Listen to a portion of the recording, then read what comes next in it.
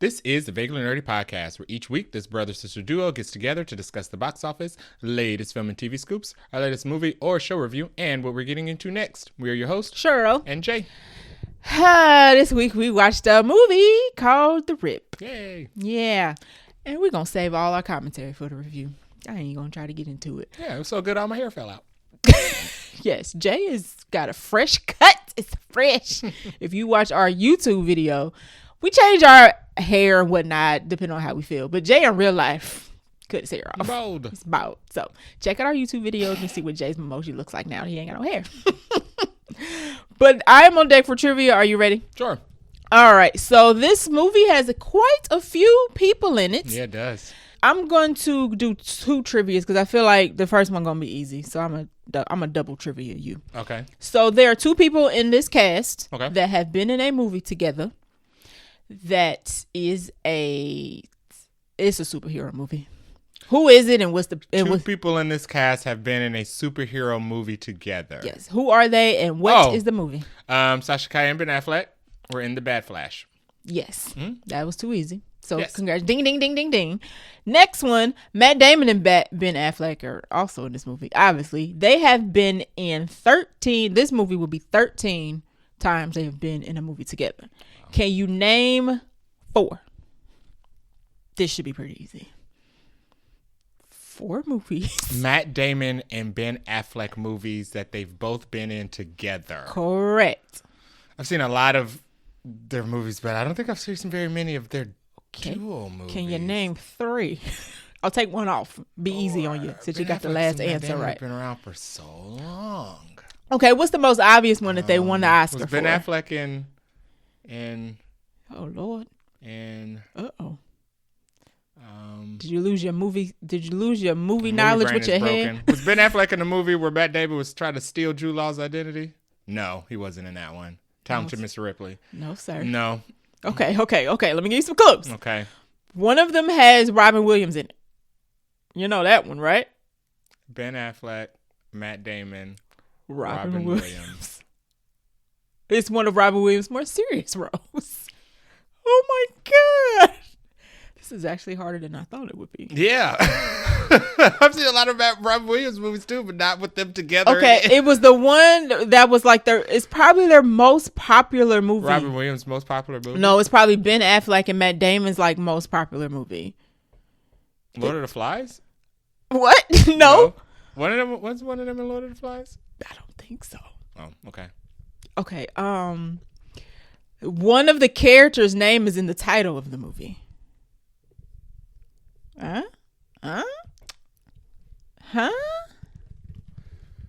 Ben Affleck, Matt Damon movies. With Robin Williams, it ain't that many. There's only one. Okay. Robin Williams won an Oscar for this. And Matt Damon and Ben Affleck won Best Original Screenplay. Oh, that doesn't help.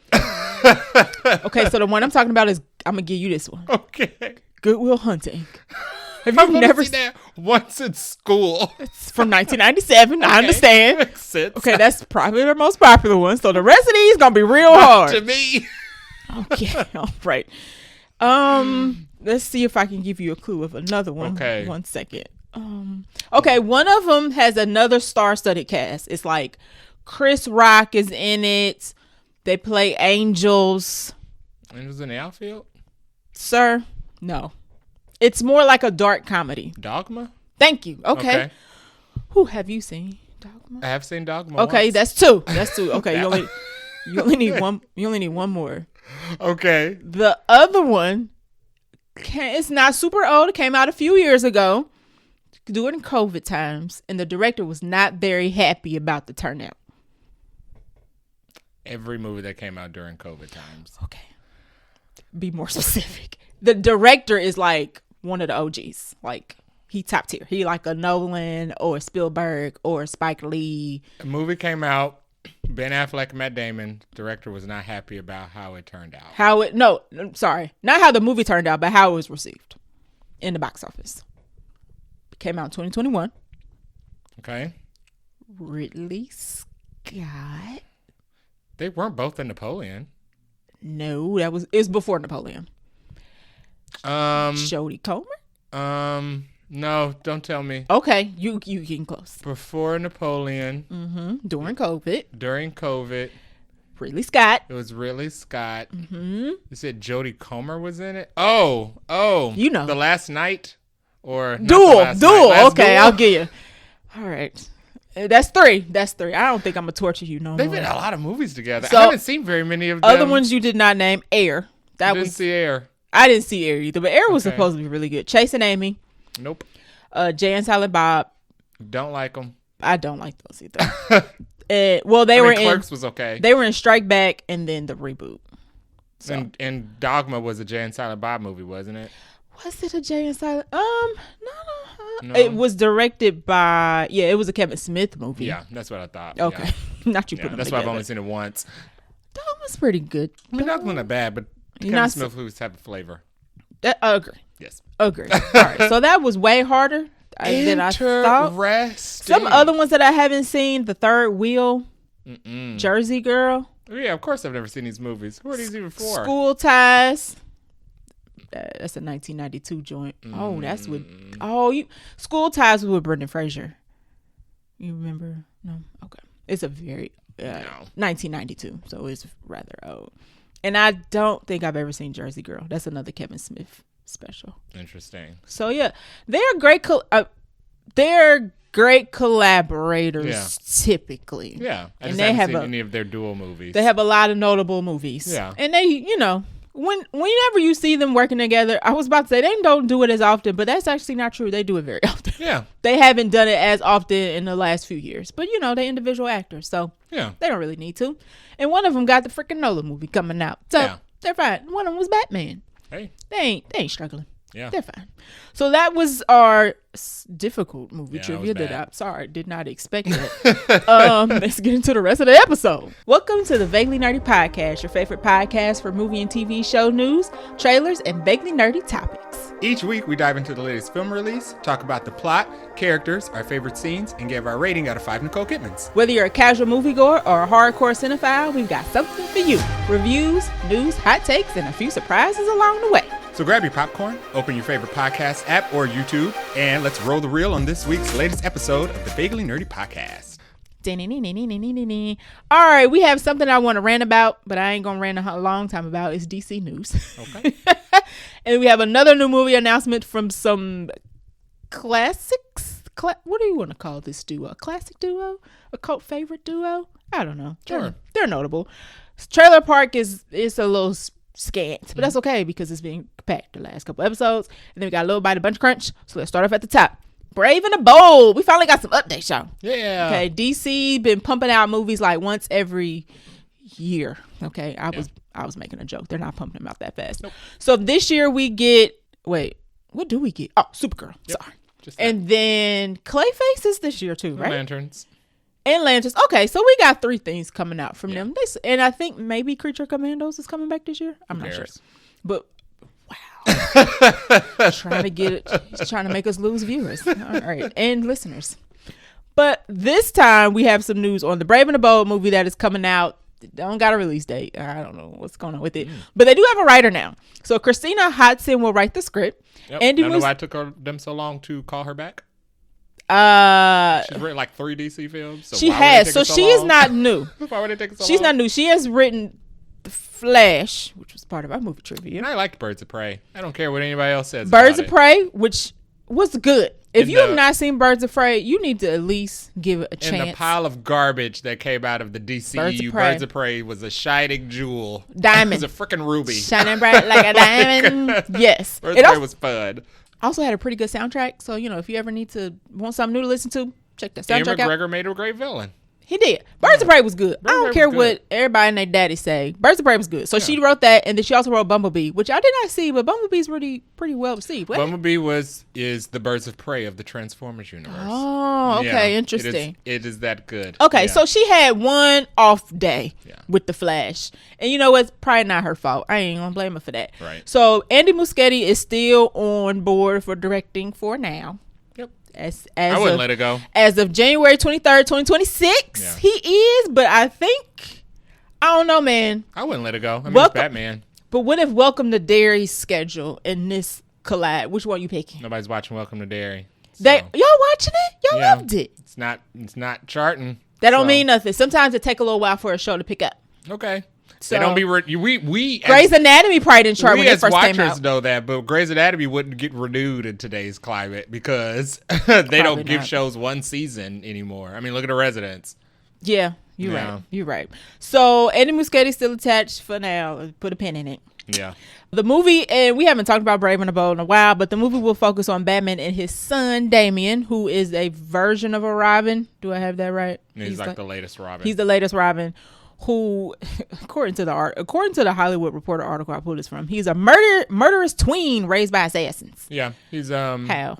So he had a baby, left him. Damian is the son of Bruce Wayne and Talia al Ghul. Oh, that makes sense. Talia al Ghul had her baby in secret and raised him under Ra's. Secret. Okay. So he's trained directly under Ra's al Ghul. This sounds now the only version of Damian I have seen was a version of when Jay used to watch. What did you used to watch that had Damian in it? Any of the animated DC movies? Jesus Christ. Those are all within the same continuity. I want to strangle. So that is actually a one-to-one depiction of Damian Wayne. If you ever had like a kid character that you want to strangle, which don't happen too often, Damian is That's it. Damian. That's Damian is it. So if they could pull this off, I think this would be really good. But it is kind of stuck. It's very close to the development Hades at this point. So one source said Christina has been working on the project since at least the fall, I guess, of last year. And then another source said it's going to take some time before they get a draft because the studio's taking a measured approach to this development, which is jargon for safe, nervous, measured approach. I don't even know what that means. It means they don't know what to do with it. Where the universe is going. Yes. Agree. It's speculation is that they don't really know because James Gunn had he kind of did a little bit of a Marvel Kevin Feige thing that Kevin Feige does at Comic-Con where he like introduces the lineup of like what's coming out. Now we already know some of the movies don't ever make it, date shift or whatever. Right. James Gunn has not done a follow-up since we had that, it's been 4 or 5 years at this point, 3 years? All right, it's been a while. Where he announced the Gods and Monsters saga. And we had a bunch of stuff I don't even remember because it's not coming out. And have you even seen any gods or monsters? Is Superman considered the god of that era? Maybe. I mean, because gods has a meaning. Well, we're getting Clayface, which would be the monster. Gods have a meaning in DC. Like, the gods are like a team. He needed a cute little tagline. Yeah. Okay. And then that's what they is Superman the god in this universe? Who else? Ain't nobody else coming. I guess. So we have not gotten any other projects announced or come out of that. So like Waller or whatnot has been. Okay. Things that James Gunn make it. And Clayface is coming. Lanterns is coming. The Batman is finally moving. Sure. It's getting more exciting. Remember when people thought the Batman would run out of steam because they were taking too long, and then they started announcing the cast and like, oh yeah, we're back. Oh right. Well, but asterisk, the Batman is not part of this. This is different, so you can't include Batman because that's not the same thing. No. Which is still goofy. No, it's part of their Elseworlds umbrella, which is Clayface. Clayface is supposed to also be Elseworlds. I thought as well. I thought it was. Sure. They move that stuff back and forth. It don't ever stay consistent. One day it's part of Elseworlds, and the next day they're like, "No, it's canon to the DCU." We're like, "Pick a side." It actually don't matter, to be honest. So what did you want to rant about? So the reason why I had a heavy sigh is because Christina, not only is she not new to DC because she's done stuff that has made it, she wrote something very in particular that didn't make it. What was it? Batman freaking Beyond. I do not understand. She apparently wrote a whole script, y'all. Movie was written, done. And according to the Hollywood Reporter article, it earned praise. Inside the inside studio, people was like, "Oh, girl, that's good." And they were just like, "Never mind, we don't want it. We don't need it. We don't need this well-written script to make it to daylight. We're just going to shove it in the back and make you write another movie, a different Batman movie from a Batman nobody really wants." Yeah. I don't want this Batman. We got the Batman. We have Robert Pattinson playing Batman. Can you give me a different Batman that's like at a different stage of Batman? I don't want Daddy. Batman. No. Dad Man. I don't want Dad Batman. Boo, get out of here. Now I will take Damien Can't have doing Damien something without else. Bruce. Somebody has to fix Damien. Can we just follow Damien? You just a psychopath. No. Nobody's there to fix him. No, let him not be fixed. Let's have that movie of No, him he just can't being be a the villain. No. Let's just have a movie of him just tearing junk up. Okay. This is different. Okay. Maybe they don't want to do Batman Beyond because no other heroes exist in the universe of Batman Beyond. What you mean? Like they're all done. Like Batman when Yeah. when I mean, Terry he had McGinnis a is lot running of. around, like Superman is the Barbara is old. You're right. But if Maybe that's why they're like we can't build out a universe starting from Batman Beyond when everybody's retired. if we're gonna go through the hassle of having two Batmans, make a third one. Who Yeah. cares? Who cares? Who cares? I mean, or this could have been animated. This could have been. I mean, originally we thought we were going to get like a Spider-Verse version of a Batman Beyond film, and I would have taken that because that could have been a different universe. It doesn't have to be live action. In a lot of ways, I think it'd be better if it wasn't. They'd be able to pull. We can off get more. a full animated. Just do a full animated movie. And everybody knows Batman Beyond is animated, so Keep it animated. yeah, just make it Yeah. better animation. They already had a script. But instead, they're doing an animated dynamic duo with two different Robins. Oh yeah, so we're gonna have 3 Robins. 3 Robins, 2 And Batmans. those will 2 Lanterns. be in or out of the same universe. I think they're Elseworld. I don't think they're in Boy. universe. So right. what matters? Nothing. What matters? Nothing. Superman. What is the truth? Superman matters. Supergirl matters. And I ain't heard nothing else about Wonder Woman since that little, they're fast tracking it. Where's she at? No, they're not. Where's she go?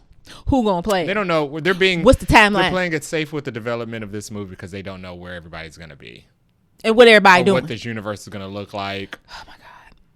We know where Peacemaker is. I think Apocalypse, who was like this universe's Thanos, is gonna show up in the Mr. Miracle animated series first. Who? Oh yeah, he's some like- character Not Apocalypse, Darkseid. Yeah, I know. Darkseid. Mm-hmm. Apocalypse, right. Darkseid, Thanos, they're all the same. Oh, I'm just not. So we don't even know who's gonna be Pleased. the big bad of this universe. I'm not pleased. I was actually. My excitement of Braid in the Bow is none because we ain't got nothing. So there's that. But my excitement dwindled when I realized they had a full script that they had done, and they decided, it's okay. Let's do another grown Batman and make him a dad. Yeah. When we got a whole nother Batman in a different universe that y'all could just bring on over. Anywho. But at least that means that there are other people out there who are actually in the world of making movies who are also thinking of Batman Beyond as well. They're not going to do nothing with it. I mean, They're not doing anything. people are still doing stuff to try to get it done. So at least people are trying to get it made. Try? People are Listen. writing things about it. Listen. That's more than I'm doing. Y'all, sure. We not. Sorry, we work in IT. We are Somebody's- not in the movie at business. least somebody's- This is not our job. I would never have thought This is not somebody our job. wrote a movie for it. So this was news to me that it's on people's minds. And they chucked it in the bin. Now that we know that it exists, we can hound them about it. Just like we hounded Marvel about Blade. Release, And look how far we've Batman gotten. Beyond. Look how far we got with Blade. Yeah, well, Exactly. there's a lot of blame to go around there. Listen, these studios do the same crap, okay? They make promises, and we get nothing. Well, they didn't promise us Batman Beyond. This is technically leaked. They should promise. They owe it She to probably us. deliberately said this to get pressure. After the started. trash we got from the DCEU, they owe us good stuff. She probably dropped this interview to be like, yeah, let me get this moving. I don't want Creature Commandos. I don't want Peacemaker. I don't want The Authority, which we ain't talked nothing about. Authority's canceled. I don't want Swap Thing. He's not Sorry, doing not Authority. interested. Sergeant Rock, chuck him in the bin. Can That's you not give getting me made either. Batman? What happened to Sergeant Rock? I'm reading off the things that were announced. So we had Superman, Supergirl, Clayface, Man of Tomorrow. All those are coming out. Wonder Woman, to be announced. Mm-hmm. Brave and the Bold, to be announced. The Authority, That's getting canceled. scrapped. Swamp Thing. Ain't that the getting Mike canceled. Flanagan situation? This already had 2 movies and 2 canceled series. Swan Thing is not making Nick, it. There's no interest. Teen Titans, to be announced. Remember It's gonna they take talked. forever. Okay, Sergeant Rock got scrapped. Are they restarting that? That's not getting made. Anywho, Creature Commandos is getting 2 seasons, Yeah, they're getting made because it's under budget. and because James Gunn wrote it. Yeah, it's That's probably cheap why. to make too. Sure. The rest of these things cost money. Peacemaker got 2 seasons, but we're done with that. Yeah, Lanterns is coming. Check. Waller, they keep saying we don't know what to do with it. So please don't waste Viola Davis' time. yeah. Please, thank you. Paradise Lost. I ain't heard nothing else about that. That was supposed to be the mascara. They ain't doing that. Nope. Booster Gold. Crickets. You know what? Crickets. Booster Gold is. They're bringing back Blue Beetle. You didn't see that article that they played up the title for that nobody read. It's when they were like, Blue Beetle's coming back to the DCU. And that was the headline. Everyone's like, yay, we're finally getting the Blue Beetle sequel. Nothing. And then if you read the article, it says, yeah, Blue Beetle's coming back in a planned animated series. That's crap. That's crap. Blue Beetle actually had a whole movie. And it's going to be a planned animated series as a spinoff of the film, but there are no plans currently to bring him back into the live action space. So Blue Beetle, to be announced. That's crazy. DC Crime, I think they got rid of. Or is that new? I don't even know what that is. DC Crime? To be announced. Oh, that's not happening. And Mr. Miracle, which that was supposed to be the just announced the Gordon show. That's not happening. Okay, and you previously mentioned Mr. Miracle. Yeah, they just announced the Mr. Miracle, which is animated. Series. All the animated stuff is going off without a snag. Sure. Yeah. Can I get Batman Beyond though? That's animated. Which is interesting because DC has always been good at their animated stuff. Yeah. So it's the movies struggle with their live action. And we will continue to struggle. Par for the course. As we learn more about Brave and the Bold, maybe it'll get a date at some point. We'll let you know. And then I will once again complain that we're not getting no Batman Beyond. Yeah. Just letting you know. Speaking on the things that are actually happening, Kenan and Kel are back. And they are doing a horror movie. Interesting. Now, I did not watch the Good Burger situation that came out not too long ago. I saw the writing on the wall. I know what sequels are. I kind of skipped that. Yeah. They are doing Kenan and Kel meets Frankenstein. This will be a horror comedy, obviously. I hope you didn't seriously think this was like a real horror movie. It will obviously star Kenan and Kel. The story follows two delivery drivers whose routine drop-off takes a terrifying turn when they arrive at a creepy, out-of-place castle and accidentally awaken Frankenstein's monster, turning an ordinary night into a fight for survival. Oh, sure. Why not? Sounds fun.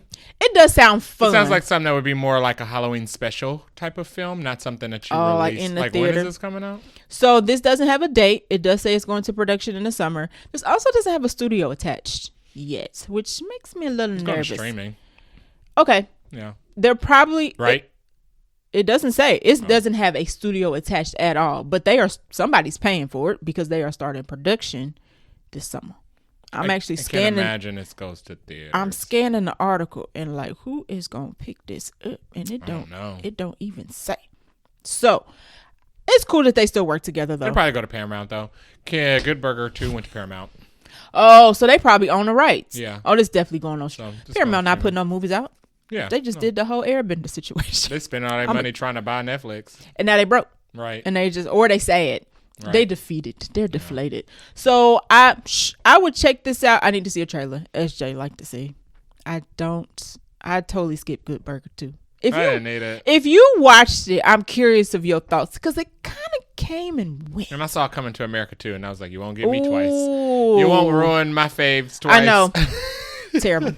Do not recommend that one. And Kenan's been on like SNL, so we've seen him. We haven't seen Kel as much outside of like the Good Burgers. But other people write those.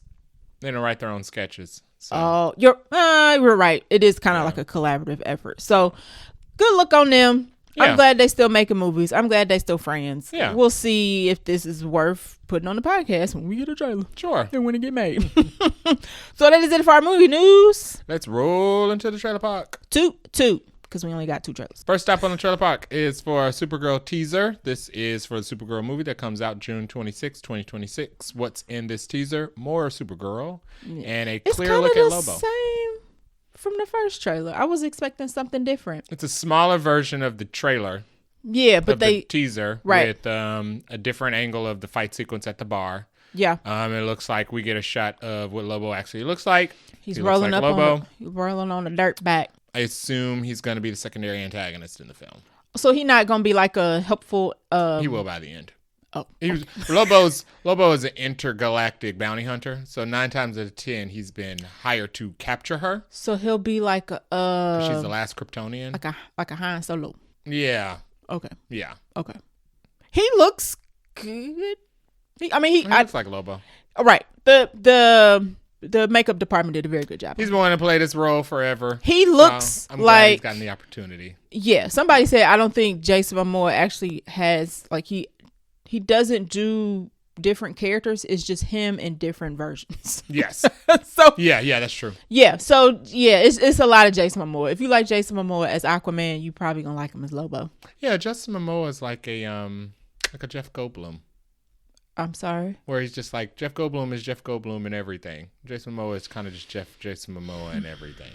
I don't know how I feel about that statement. Yeah, I think that's because Jeff Goldblum doesn't play characters. He plays Jeff Goldblum in different scenarios and situations. Okay. Like the Grandmaster and the Wizard are the same person. Okay, fair enough. He is Ian Malcolm. Oh, no, Ian Malcolm's different. Okay. Ian Malcolm's not the Grandmaster. And Ian Malcolm at least has a sense of danger. Okay. So Ian Malcolm is different. Okay. And The Fly. I was like, okay, see. So The Fly and Ian Malcolm are the same. This argument not sticking. The Fly and Ian Malcolm are the same. And Okay. then all the rest of it, everything like, else. The characters are after a certain point, he was just like, I'm just going to be Jeff Goldblum. Yeah. Okay, fair enough. I'll let that slide. I guess Jason Momoa was different in Dune. I barely remember him in Dune, to be honest. Barely in Dune. He gonna be back though, right? Does Yeah. he come back as like a robot or something? Yeah. Okay. So he was serious in Dune. Okay. Well, he was in Game of Thrones. Oh, okay. Yeah. I missed that. Yeah. So shout out to him for getting a role that he's Yeah, good always for him. wanted. And it looks fun. It still looks fun. Yeah. We need a full trailer though. It's June. Y'all need anything that's come out in the summer needs to go ahead and pick it up because people got short attention spans. Like, come on. Next stop on the trailer park is for Masters of the Universe. This comes out June 5th, 2026. It stars Nicholas Glitzine as He-Man. I don't know that man, but good luck to him. He is in that show with you don't watch Stars. He's in that show with Julianne Moore. That sounds nice. Mm, This is he's been in a lot of like he was in that that rom-com with Anne Hathaway that just came out recently. Anne Hathaway was in a prom. Oh, where she was like a famous, or he was famous, or one of them was famous. One of the two. Okay. Yeah. Yes. Okay. He's been in a bunch of like smaller films. This would be a big lucky. one. Oh, this is his biggest thing. Yeah. Okay. What is this about? This is about the story of He-Man. He-Man Literally He-Man. is coming back to Terabithia. So they're doing this thing where Themyscira? He-Man got sent away. No. I'm like, the what? So He-Man got sent away as a kid because, the home was in danger and falling apart and somebody's taking it over. Right. But he's trying to get back home. So this movie is basically about his journey to try to get back to home. But, home's different now because he's been gone for so long and he has to be... It's a little Thor and a little Dungeons and Dragons. And a little Star Wars. Little I almost feel like a little Tron, just a little bit, Thundercats. Little Thundercats. It is a very hodgepodge of several things, but not necessarily a bad way. Yeah, it's from that era. Was He-Man Hanna-Barbera? Oh, you going way back. Mattel. Yes. Oh, yeah. It was Mattel. Mm-hmm. Yeah. I'm not super familiar with He-Man. I mean, I know what He-Man is. Listen, that and Thundercats He-Man, get real kind of Skeletor, Castle Grayskull. I have the power. Yeah, I have the power. That's it. Yeah. Now I get He-Man confused with Thundercats when I was younger. Because they got the same They're muscular blonde hair in a desert running around. Don't with they swords. both got swords? Yeah. Boom. They both got swords. They have a group of other people surrounding them that all have one special talent. That look a little weird. Right. Yes. They are easy to get convoluted. I will say I think the poster for this looks real good because it looks like dated in a sense. It doesn't look like super today era. It's got that look of like, oh, this is like an old style cartoon. Now the movie don't look dated. No. Budget. The movie look like budget. It's kind of like the Conan the Barbarian yes. with Arnold Schwarzenegger. Yes. And Grace Jones. Right. So it does have, the poster has that look. Yeah. Not the movie looks like a Thor Ragnarok, a Dungeons and Dragons of today's era. Yeah. Which is a looks compliment. close to like a Thor Ragnarok Dungeons and Dragons. Yeah. Because like set in a period that's... It's like not It's like today. an anachronism. Like it's like based in the olden time. It's But like it's in Middle Earth with spaceships. Yeah, it's like alternate reality, but it's like old and new at the same time because they obviously have like things we it's don't lasers, have. but also swords. Right. Like, where's your guns at? It's 2036 or whatever. Yeah. Giant Cat. Giant Cat looks fun. Giant Cat looks fun. Idris Elba looks fun. It's funny because people were wanting Idris Elba. People wanted Idris Elba to be Panthro in a live action Thundercats, which could still happen. Idris Elba will do a thing. He will. He will do a thing. So that ain't too far. Jared Leto is Skeletor. Now you can't tell it's Jared Leto. So everybody's kind of like, why everybody do prefers Jared Leto? Why does everybody have to be? How do it have to be Jared Leto if it's not going to? Jared Leto don't care. He doesn't. Listen, Jared Leto's best performance outside of WeWork. If you listen to our podcast, I've mentioned this several times. His best performance is the top hat dude in Haunted Mansion. Okay. Well, you can't tell it's him. Okay. And it don't sound nothing like him, but I like that little character. He was good. Okay. So yes, if you know what Skeletor looks like, it looks like a skeleton. So it don't look like a man. So why did it have to be Jared Leto? I don't know. Maybe he was like, hey guys, I'm free. You need somebody? And they were like, sure, Jared Leto. Are you cheap? Come on. So this is the start of the Mattel universe. It is. No. Actually, no. Barbie. Mm-hmm. And then it'll be this. Then it'll be Hot Wheels. Oh, where's the movie with Tiana Taylor and John Cena? Hot Wheels. That's Hot Wheels. Okay. The Matchbox car movie. Right. So that's Hot Wheels. That's Mattel. And then I'm 100% certain there will be some type of She-Ra Easter egg in this. I will take a She-Ra. Yeah. She-Ra was popular. She-Ra had a... She-Ra's not connected to Thundercats? No, She-Ra is connected to He-Man. Okay, sorry. Yeah. We just talked about They both have the power and they both have big swords. Okay. Yeah. Sure. People seem to be more on board now that we have seen something. Yeah, the trailer looks So a lot of people were like, I didn't want interested in this, but now I've seen the trailer. So it looks like budget. Visually, it looks fun. Yeah. It's the derivative. It's child, derivative. We sent Luke away so Darth Vader would get him. This so now we got to bring him back to save the universe. Plot is gonna be real basic. It's Percy Jackson. It's Harry Potter. We gonna know the end by the middle. Yeah. I'll be surprised if we get any sort of plot twist. I feel like this is gonna be an ensemble type of movie where everybody's gonna need to like give their best because this is the start of a franchise. Yeah, I don't know if I'm gonna be able to lean on one character. I feel like everybody's gonna have a piece, which is cool. That's fine. Yeah. So as we get more, we will let y'all know more. But people are now on board with this. Everybody was all like, ew, Jared Leto, ew, remake, ew, live action. Now they're like, 2 tickets, please. Yeah. It don't take much. That's how it works. It don't take much. And that's where we at. All right. So that was the last stop in the trailer park. Let's dive into this Buncha Crunch. Short stop for Buncha Crunch this time. The Beekeeper 2 is getting another movie. Why not? Cost $5.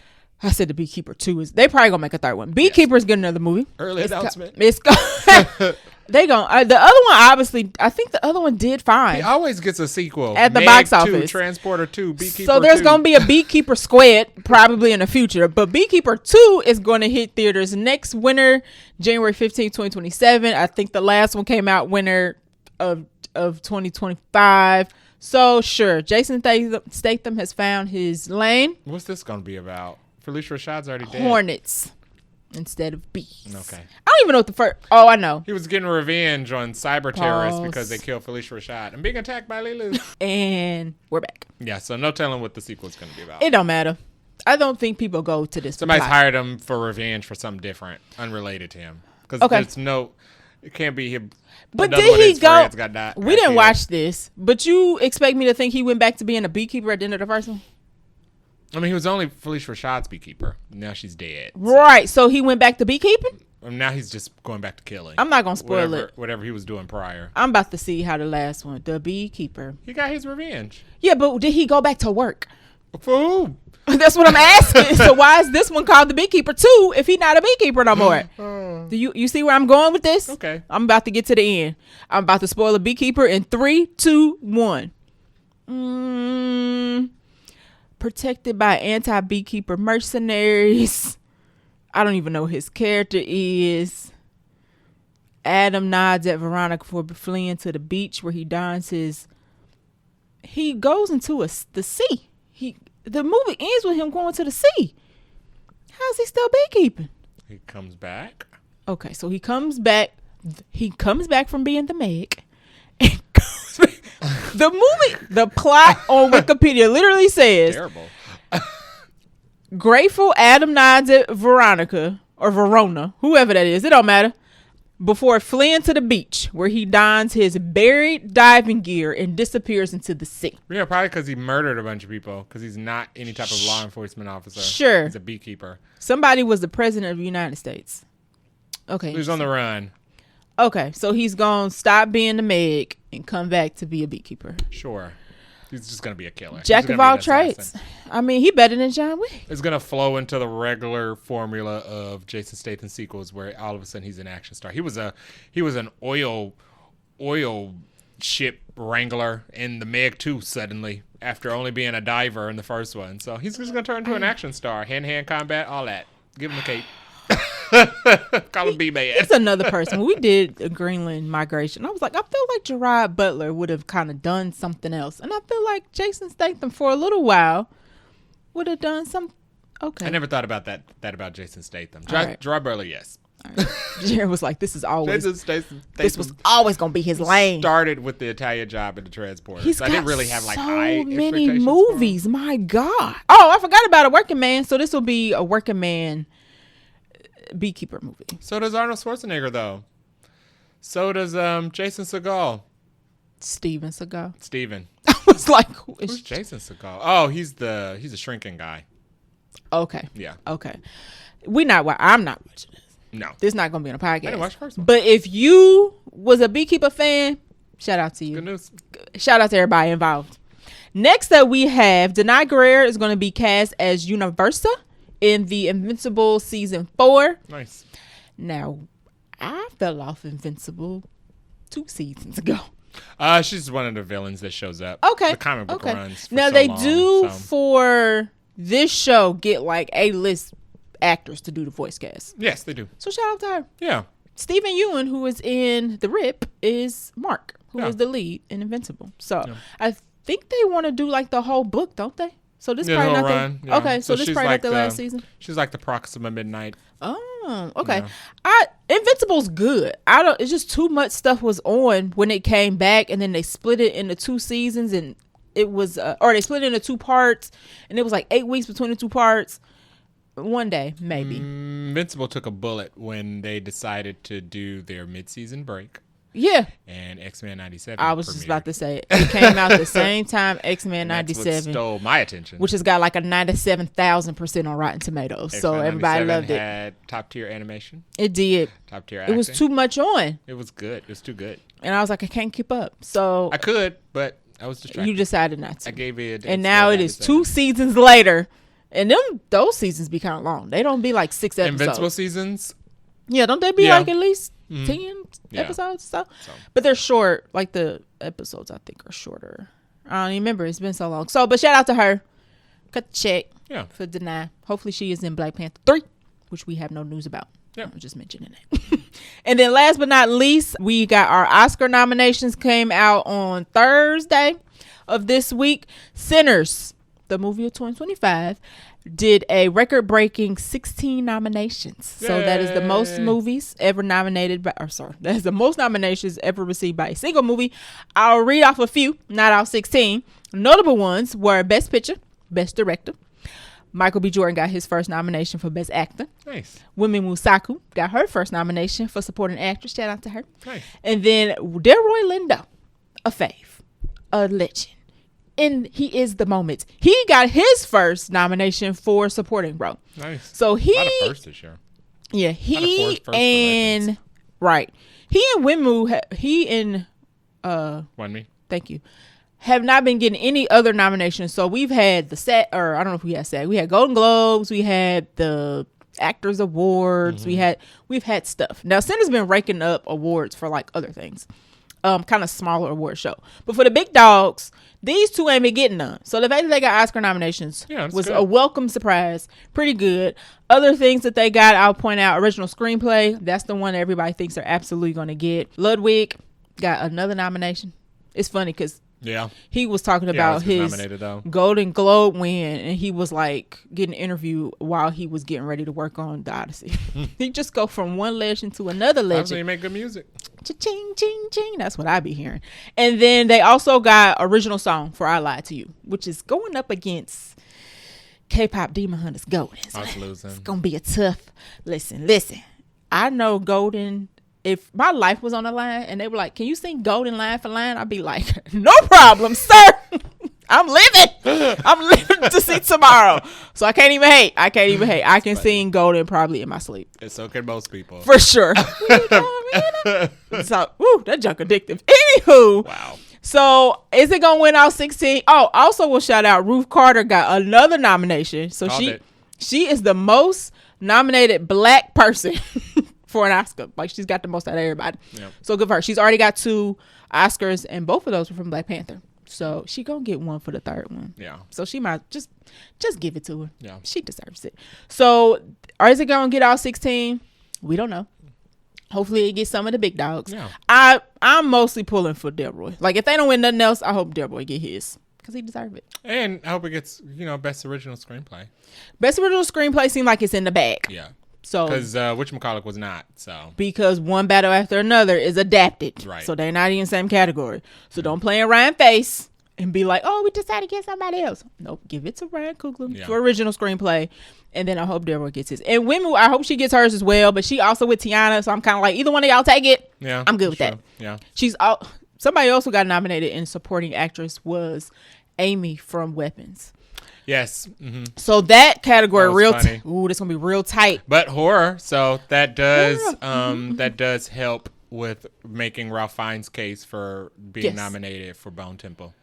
Yes. So Sinners should have got nominated for 28 years later, but that movie wasn't good. So that and I feel like his role was way more pronounced in this one too. Though. Yeah, I mean he's the best part of that movie. So Weapons and Sinners getting nominated for acting roles is super big because horror, but Sinners getting 16 nominations, also being horror, is a big deal. So shout out and congratulations to everybody there. Tiana Taylor got her nomination for One Battle After Another, so shout out to her as well. Good for blacks, good for spookies. Rooting for everybody black and spookies. I better see Nia DaCosta next year. Yeah. Now, the fact that Bone Temple came out in January, people will be like, "Oh, it came out in a weird..." I mean... It's 2026. It don't matter. So many movies has come out since Sinners has been out. Yeah. Weapons has come out. They have to do a campaign Horror for it. is now officially breaking into the award space. True. And Amy won for Weapons for one of the big award shows. I think she maybe a Golden Globe or something. And Candyman was good. So right. Don't play. 2 under Nia. Don't play and in her face. They should have, because Alien Romulus 2 needs a director. And Fede dropped out. So give it to Nia. She mentioned she wanted to do an Invincible live action movie. Alien's better. I would prefer her to do Aliens. I would like a Nia DaCosta Alien movie. Yeah. I can see in this. I mean, she could definitely nail the nastiness down. She ain't got no problem being nasty. In characters. Right. So, she ain't got, she's not nasty in real life. I don't know her, but I'm talking about movie. Right. She ain't got no problem with gore. She ain't got no practical nakedness. Yeah. She will do it. She's like, take off your clothes and let's get dirty. Yeah. So hopefully Sinners takes a good chunk. Don't be giving it 16 nominations. Don't be giving it nothing, or we gonna ride in the streets. Yeah. That's all I got to say about that. And that is it for our news for this episode. All right. That is it for news, trailers, and Buncha Crunch. We're going to take a short break and get into our review for The Rip. Yeah. This week we watched The Rip. This is a Netflix original released January 16th, 2026. It is directed by Joe Carnahan. I believe I said Joe's name right. He previously directed Smoking Aces, Bad Boys for Life, which is my least favorite of the series. Seen both of those. And Shadow Force, which we quite enjoyed. Seen all 3 of those. And we reviewed on our podcast, so you can definitely go check that out. Interesting. Films had a lot more action in them. A lot more entertaining as well. Cast and characters of The Rip include, I'll just do cast: Matt Damon, Ben Affleck, Stephen Ewing, Tiana Taylor, Sasha Calle, Catalina Sando Morena, Scott Adkins, and Kyle Chandler. So those are like the big dogs. There's some other people in this, but you don't care. You don't need to know who they are. Yep. Runtime of an hour and 53 minutes, so not too long, not too short. Budgets of $100 million. And I'm going to assume most of this went to salaries of the actors. Yeah, had to. And hopefully the cast and the crew got a chunk of this. Because ain't no way. Yeah. This movie costs more than like $50 million to actually make. So, yeah. $100 million, but Netflix got it because they raising fees. So, whatever. Box office NA, because this did not get a limited release. It went straight to streaming. But I did pull some numbers. So, it debuted with 4.6 million views its first 3 days on Netflix. And you might be like, okay, and this is the streamer's biggest film opening since Happy Gilmore 2, which I did not watch, which got 47.6 million views back in July. So it's pretty good, I guess. Okay. And it was the most watched film the week it came out. Wait, got more views than Frankenstein? Sure. Oh, interesting. Well, it says the first 3 days on Netflix. Oh, yeah. So, yeah. Because if it's the biggest since Happy Gilmore 2, then that was before Frankenstein. That's after and before Frankenstein. Interesting. Let me see. Now I'm curious. What did Frankenstein 2025 Netflix views? Because now I'm curious.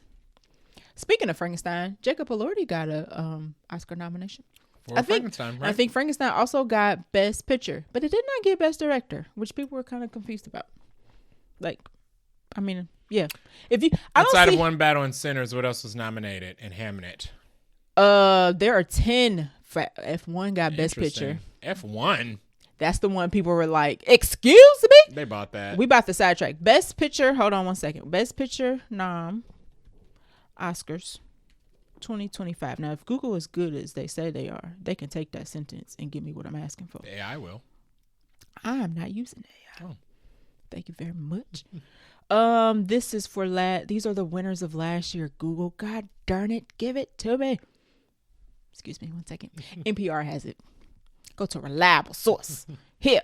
But they don't have it in any type of logical order. Oh, hold on 1 second. All right, Best Picture is Begonia. Okay. Which I read a spoiler for, which sounds interesting, but sounds pretty good. Yeah. F1, which everybody was like, what? There's a sneak attack. Mm-hmm. Frankenstein. Okay. Hanette. Wait, you said that wasn't nominated for Best Picture. I said it wasn't nominated for Best Director. Okay, Frankenstein. Okay. Hanette. Hamnet. Oh. People keep forgetting either the M or the N in the middle. I flipped them letters. Marty Supreme. Okay. Mm-hmm. One Battle After Another. Industry Plant. What about after another? Not Marty Supreme. Not what about right. after another. We catch our review. Marty Supreme is the industry for One Battle After Another. We did not watch Marty Supreme. The Secret Agent, which is getting good. I don't know what it's about, but he also got a movie. Who made that? That is a Wagner Moura. Wagner Moura. Moura. Yes. Mm-hmm. Okay. He got nominated for an Oscar for leading, and he's the first Brazilian actor to get that. So that was pretty cool. Sentimental Value with Skarsgård. Yep, that was weird. His first personal nomination ever in his history of acting. Really? Stellan Skarsgård. I just watched Deep Blue Sea earlier today, and I forgot he was the one who had his arm bitten off by the shark. Yeah, because he was like the old guy, right? Yeah, he was the other scientist. I was like, Stellan Skarsgård was in Deep Blue Sea? He got a filmography. He does. Let's see who else. And Sinners, obviously we talked about that. Right. And Train Dreams. I'm not sure what Train Dreams is. Okay. So those are our Best Picture. But yeah, Frankenstein. Lots of blockbusters, and then half blockbusters, half films ain't nobody ever heard of. That's usually how it usually goes. That's usually how it goes. And the Best Picture will probably be a movie we ain't seen. Right. Because that's typically how it goes. Interesting. Very interesting. I don't even know how we got on that track, but those are the Oscar Best Picture nominees. Okay. Oh, we were looking up Frankenstein views. I was like, how did we get? So Frankenstein got, I'm trying to see its first week. Oh, So when it was released, it got the number 1 spot at 33.8. So not 40s, but 30s. Gotcha. So it was, I don't want to say close, but it wasn't like a bomb. Gotcha. Compared to these two movies. So The Rip did not get a cinema score because it didn't go to cinemas. Rotten Tomato score is an 81 for critics and a 66 for audience. It's a high critic score.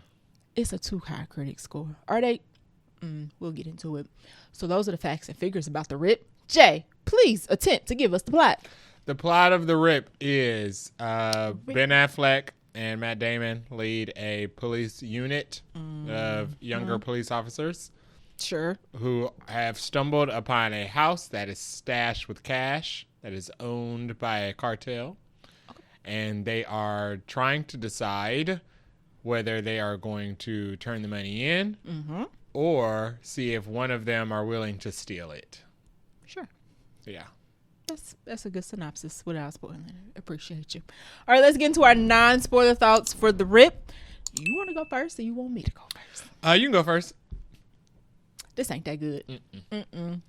I'm actually slightly disappointed with this movie. Now, this movie has 2 Oscar award winners, Matt Damon and Ben Affleck, and it has 3 Oscar nominees.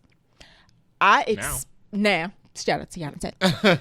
I expected way more if you're going to have this many. And then we got Kyle Chandler who can act, Scott Adkins can act. We first talked about this movie when it was announced, and we were a lot more enthused about it. I actually said and the plot. It's a shame that Netflix won't put this in theaters. Yeah. And after I watched it, I was like, ain't no way. Yeah. It don't deserve it. Who knew I was the crazy one?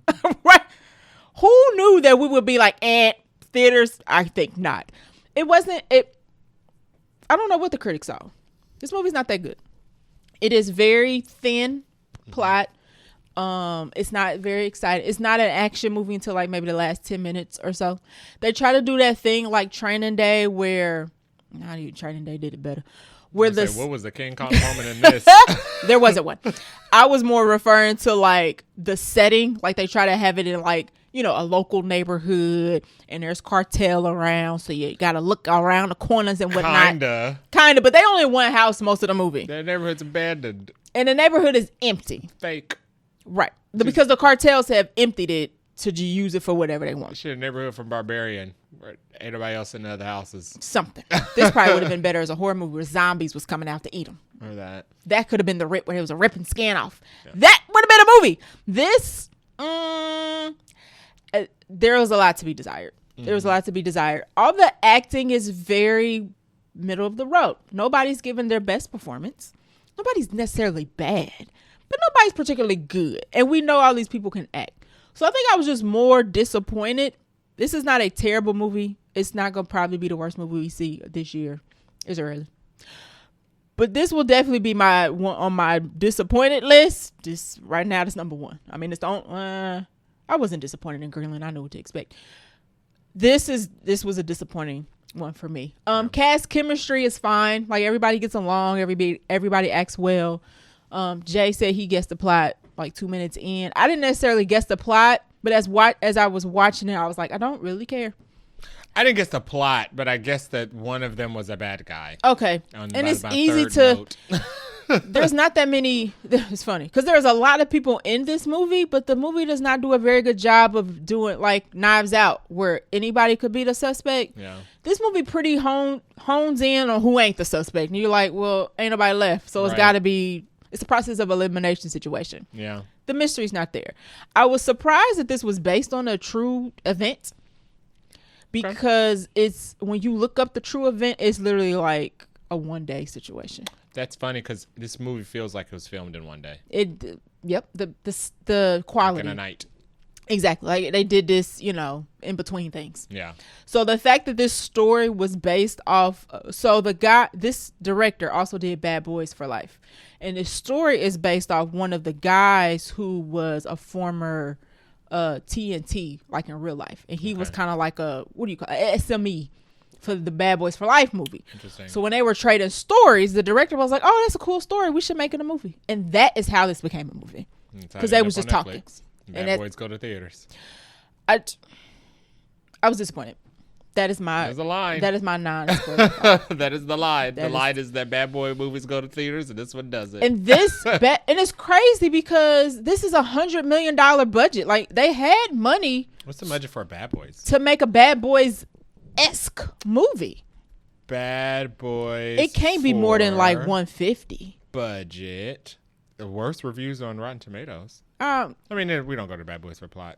well, it's probably critic score anyway. Oh, equal $100 million budget. So they That's had crazy. they had the same amount of money that they had in a Bad Boys movie, and you can It made a imagine lesser movie. the spectacle of what Bad Boys films are. I mean, Bad Boys films are mostly just shootouts. Right. Action, Comedy shootout. explosions, Comedy chase shootout. sequences, shootouts. Sexy girls shootout. Right. Sexy man shootout. And it moves from location to location to location to location. Car. So they had the same budget, but could not. Oh, and the same personnel. I don't people get worked on- this. I don't understand how this But happened. they could not produce something And these as good. people in this movie can act. Yeah. And not to say, obviously, Martin Lawrence and Will Smith can also act. So, like, we had the same ingredients, and instead we got nasty Greek yogurt with Biscoff cookies. Same cast full of multicultural actors. Instead of getting like red Bad Boys beans and movies. rice. I don't understand what happened. The formula was there. I don't know. All the pieces. Maybe they needed Adil and Bilal. They were the directors of Bad Boys. Okay. Maybe they needed different directors. But this guy's not new to directing. He's not new to directing, but look at the things he's directed. We like Shadow Force. We did like Shadow Shadow Force had more action. Shadow Force was also a streaming film. No, we went to see that in the movies. Oh, you're right. Yeah. Yeah. Yeah, it did. Yeah. What was the budget for Shadow Force? Probably like Shadow Force less. felt like a streaming film, though. We enjoyed it, but I enjoyed it it. was not like, it wasn't It didn't have the luster of like a high budget. Yeah. It like a Bad Boys. It didn't have a Bad $40 Boys. million budget. That Less is than half. ridiculous. And Shadow Force had He more going on in had it than this. double the budget, more than double the budget, and this is the movie they came out with. Yeah. Money laundering. This is a scam. This is a scam. Somebody The need to real check the rip books. is the film itself. Somebody and need to how check we the were all books. robbed. Matt Damon and Ben Affleck was like, "Oh, if the movie has so many views with Netflix, everybody get a bonus." I don't believe you, because what was y'all doing these 3 days that y'all filmed this movie? Sidebar: you hear about the Stranger Things actors getting cut out of the movie, buddy? No, that's crazy. For the movie, they premiered the final episode in theaters, and it was like buku, buddy. But there's no contracts for. For Netflix don't streaming make actors. money. There's no contract for streaming actors and theatrical releases. Only film actors. When Netflix sends something to theaters, I don't think Netflix makes any money.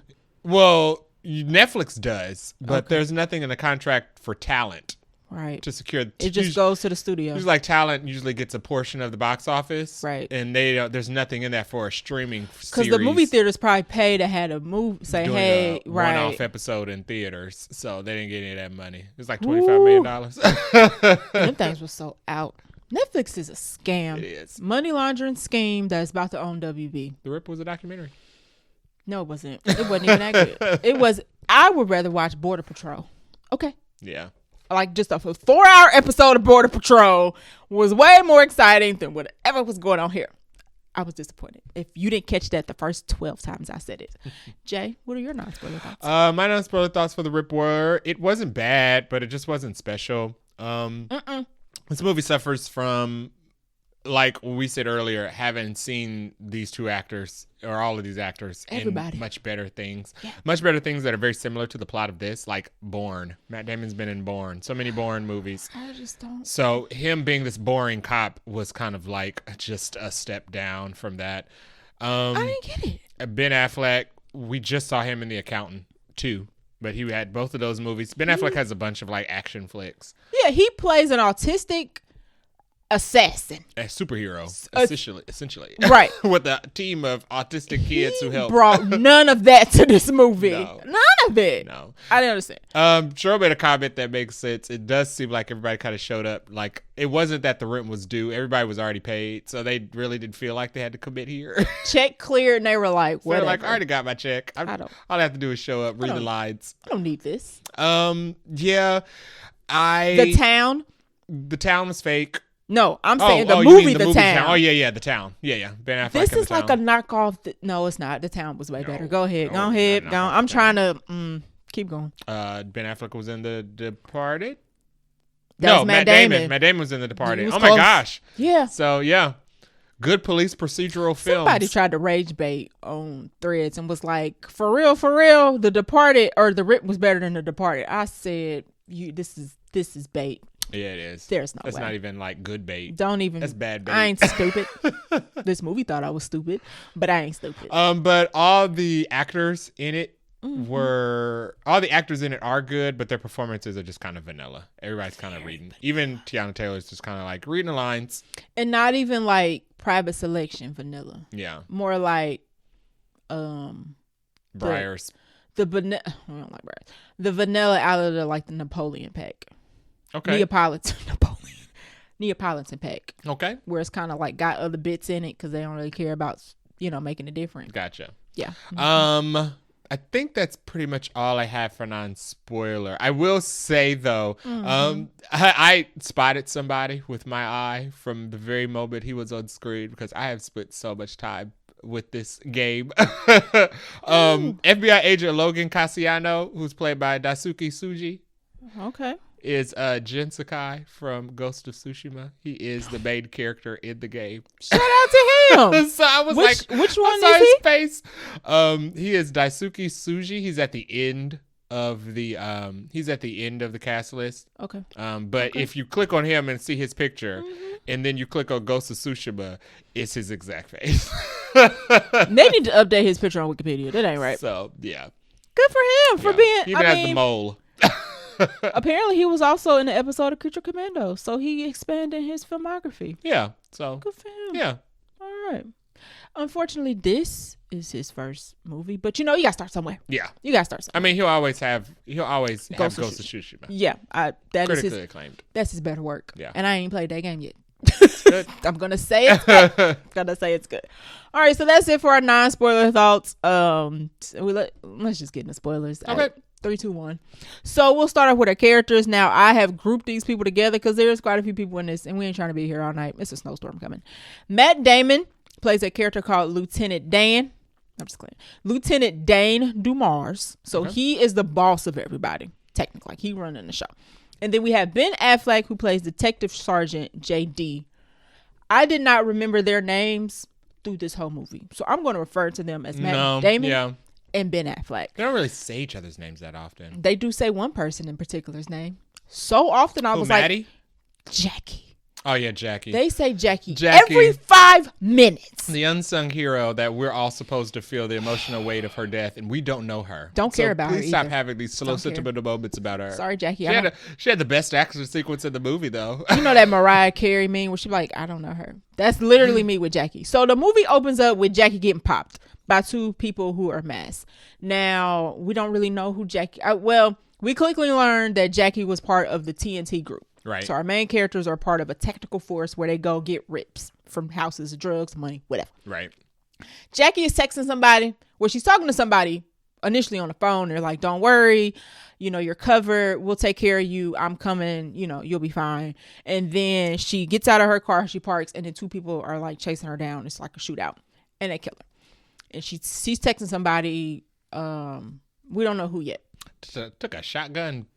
Shot to the back and then to the face and still was able to text to the back and then I don't know in the shoulder. Yeah, she was getting shot off shotgun, y'all, and she's still texting. And I saw somebody go, "You can't really text in the rain like that." And I was like, "You're right. When your phone get wet, it's a wrap." When you've been shot in the chest with a shotgun, I didn't understand that scene, but anyway, it opens up with her getting popped by 2 masked men. So we quickly also learned that Ben Affleck's character was in a relationship with Jackie. Now, the motivation behind, I don't want to say that. They bring up Jackie a lot. They do. Okay, they're like, for Jackie, doing this for Jackie. Jackie here in spirit. Jackie spirit animal. Jackie. It's just like, don't give a crap about Jackie. This movie's not, the movie's, the subplot of the movie is they're supposed to be finding Jackie's murderer. The fact that there were dirty cops in the force was more compelling than Jackie, who died and we did not know who she was. Right. So we literally spend the first minute of the movie with Jackie, and then we only see her through flashbacks when she with Ben Affleck. They're treating her like Micah Marcus's detective when he died, when he died. But we had spent 3 movies with him at that point. Even close to Jackie, that. we know who Jackie was. But didn't care enough. Jackie was a drinking game. Like, may she rest in peace. If you would have taken shots every time they said Jackie, you'd be done. Thank you for your service. You'd be done by the end of the movie. So Ben Affleck is supposed to be broke up because Jackie got killed. And the rest of the team is supposed to be broke up because Jackie got killed. But at the end of the day, I did not care about Jackie. No. I also didn't care nothing about Lieutenant Dane, who is Matt Damon's character. I didn't care nothing about Ben Affleck's character. I didn't care about either one of them.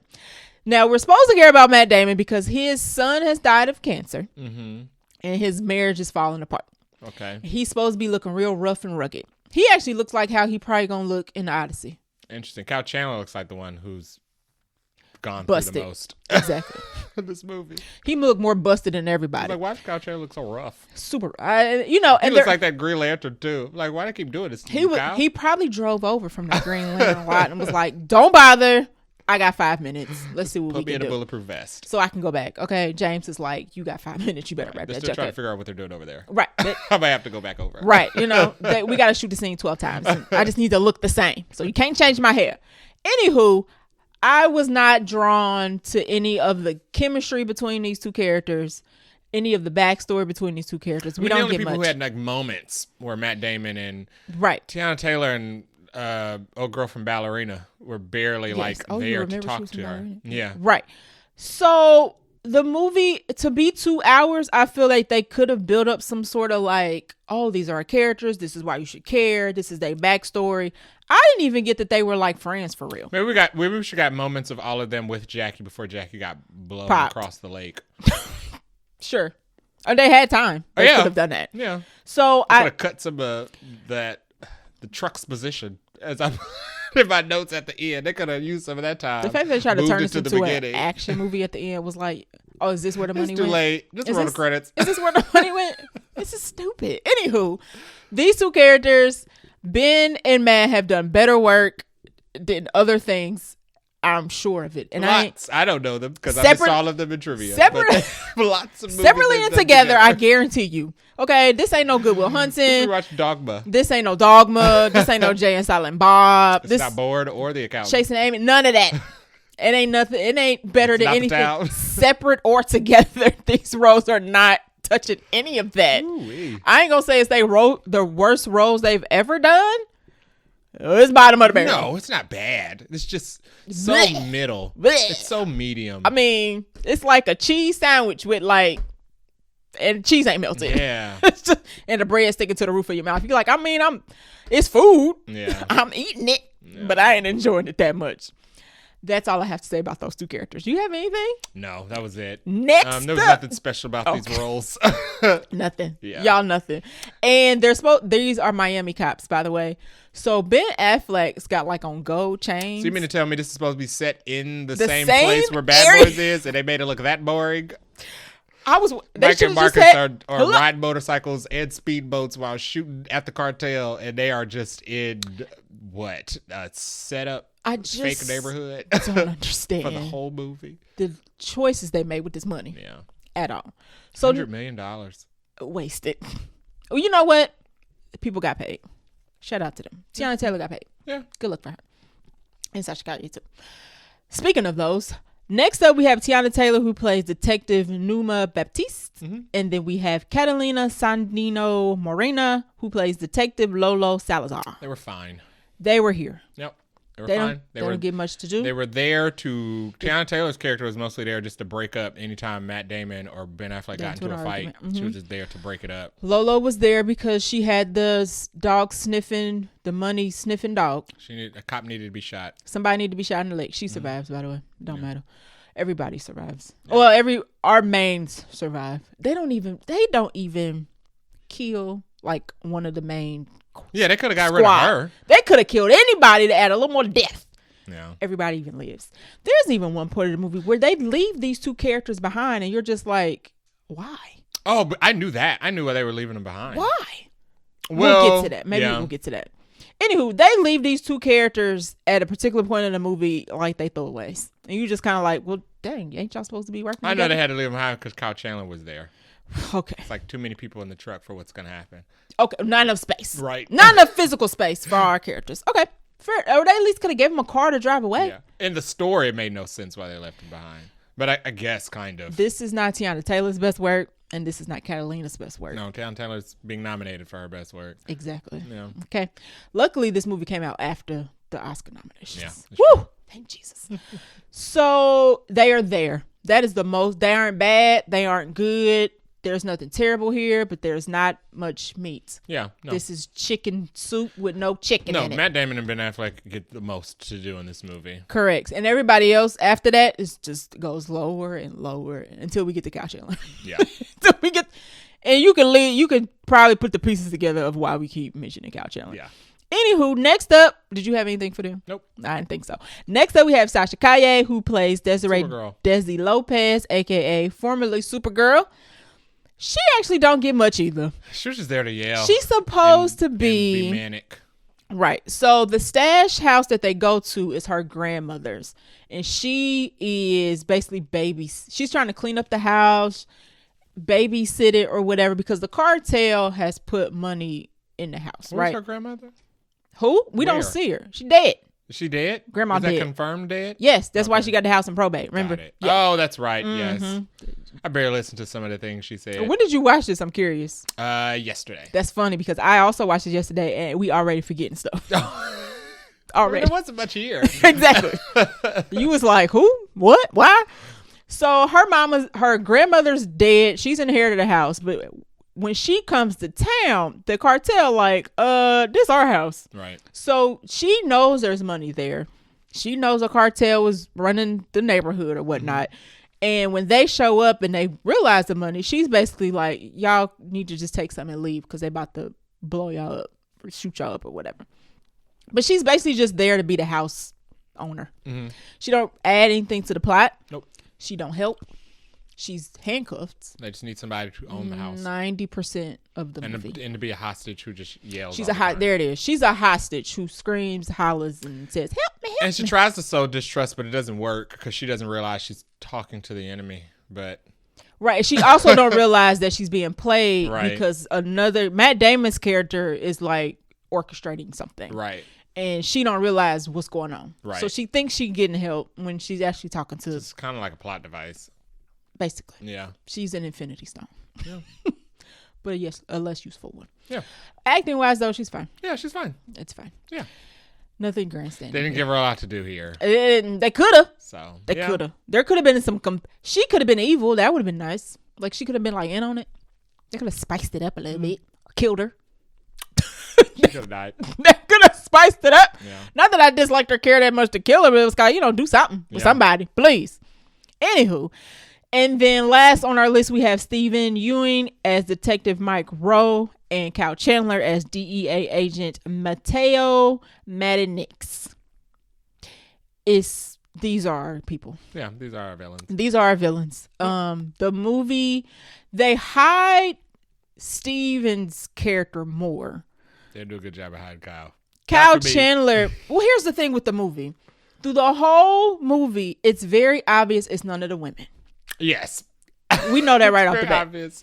Tiana Taylor not giving snitch or double crosser. Detective Lolo not giving. And they had the money to most of the movie. They are It was with them most of the movie. They are literally counting the money, and don't nobody even take $1. Right. Okay. Between the two, and they're counting and monologuing how it would be so good to steal it, but they still won't. So it definitely wasn't them. Wasn't them. Ben Affleck's character not smart enough. Jay said this earlier, and I was like, "You right." And too high headed, and his brother was a cop. His brother's the feds. Too many things. For it to work for him. His brother the feds. He not getting away with it. But I do want to also preface with the people who it was. It still didn't make sense how they thought they'd get away with it. No, but it does. We'll get to that in a minute. Yeah.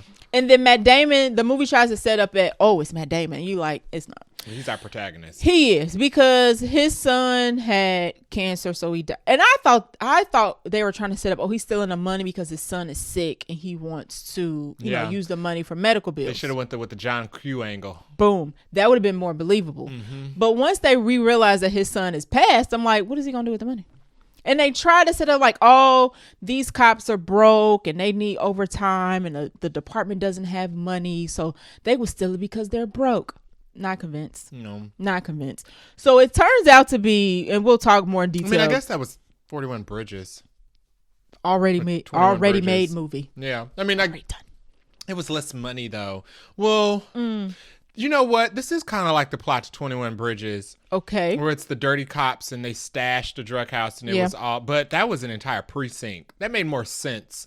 Yeah. That was an entire precinct. I guess I didn't find it believable that Some were good, This some were one bad. that Jackie by herself was able to set all of this up before her death. Yes. And nobody else know about it but Kyle Chandler. Oh, and Matt Damon, because that's who she takes before she get popped. Well, I mean, prior to that. Oh, right. So right, Kyle Chandler right. kills her because he knows that she has this. How did she amass this by herself? So here's what I put together after the end of the movie. Without the team. I think that, what's her name? Desi, Supergirl. Okay. Because we find out that Supergirl has a record, not a record, but she got a file because she's been in a police informant. Yeah, she's before. an informant. Yeah, that's right. So she talk. Now I think what happened is because of the conversation between her and Matt Damon at the end, because he mentions Jackie to her. She's like, "Oh, the woman I talked to." I think Desi called Jackie to say, "I got this stash house. I'm in this my grandma's you think house." she's the one who told Jackie the money was there? Exactly. Oh, and then Jackie was like, "Oh." Now I don't know how Kyle knew that. How did she know to call Jackie? I mean, she probably just, because that's who, I don't know, plot hole, but that's who I think Jackie was talking to at the beginning of the movie. Where she was saying, "Oh, you're safe. I'll find you. I'll get you out of there. Stay put." I think Desi was talking to Jackie at the beginning. Jackie was going to try to get her out of it.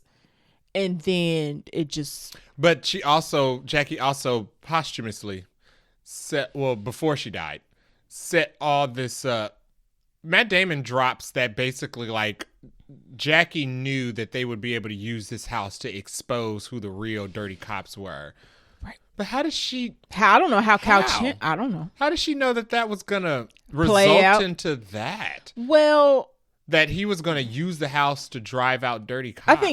I think that was her plan, but she died. So Matt Damon, his character says when Ben Affleck was throw some fish, throw some chum in the water to get out the sharks. That's when Matt Damon was like, "Oh, this is what Jackie would do." Because it would make more sense. It would have made more sense if Jackie died tipping them off about a stash house that belonged to Kyle Chandler already. Okay. But she tipped them off about a completely random stash house that belonged to the cartel. $20 million in it. Right. And somehow Kyle Chandler also knew. Right. And killed her. They don't explain. But he would have had to know that the house existed, what was in there, and also know that she had a connection to the person living in the house. And they were going to have to find a way to get it. And it didn't seem like she knew, if she knew Desi, and that was who she was talking to on the phone, it didn't seem like they knew each other long enough for Kyle Chandler to be like, "You're doing something behind the scenes. Let me look into it." You're right. Interesting. You're uncovering plot holes. How did she know that? How did she know that was gonna happen? In one part of the movie, I think Tiana Taylor was like, it's like she set it up from the beyond, and I was like, "How?" It would have made more sense if she was like, if it was kind of like in The Departed, when he knew the entire time who the dirty cops were. Right. He was just trying to tip them off before they killed him, and it didn't work. He ended up getting killed. Much better Matt Damon movie, by the way. But in this, she doesn't know. We don't know how she knows. She doesn't know for sure who the dirty cops are. She just knows there are dirty cops. How was Kyle Chandler planning to get the money out of the house? It's a cartel. It's a cartel house. Who told Kyle Chandler the money was in the house? If Desi was the only person who knew and the cartels knew, the cartels weren't working with Kyle Chandler because they walked away from the house. Correct. So how did Kyle Chandler know there were $20 million in the house? Before he's Green Lantern. Before Matt Damon called him to tell him that I think one of the people on my team are fishy. I don't know.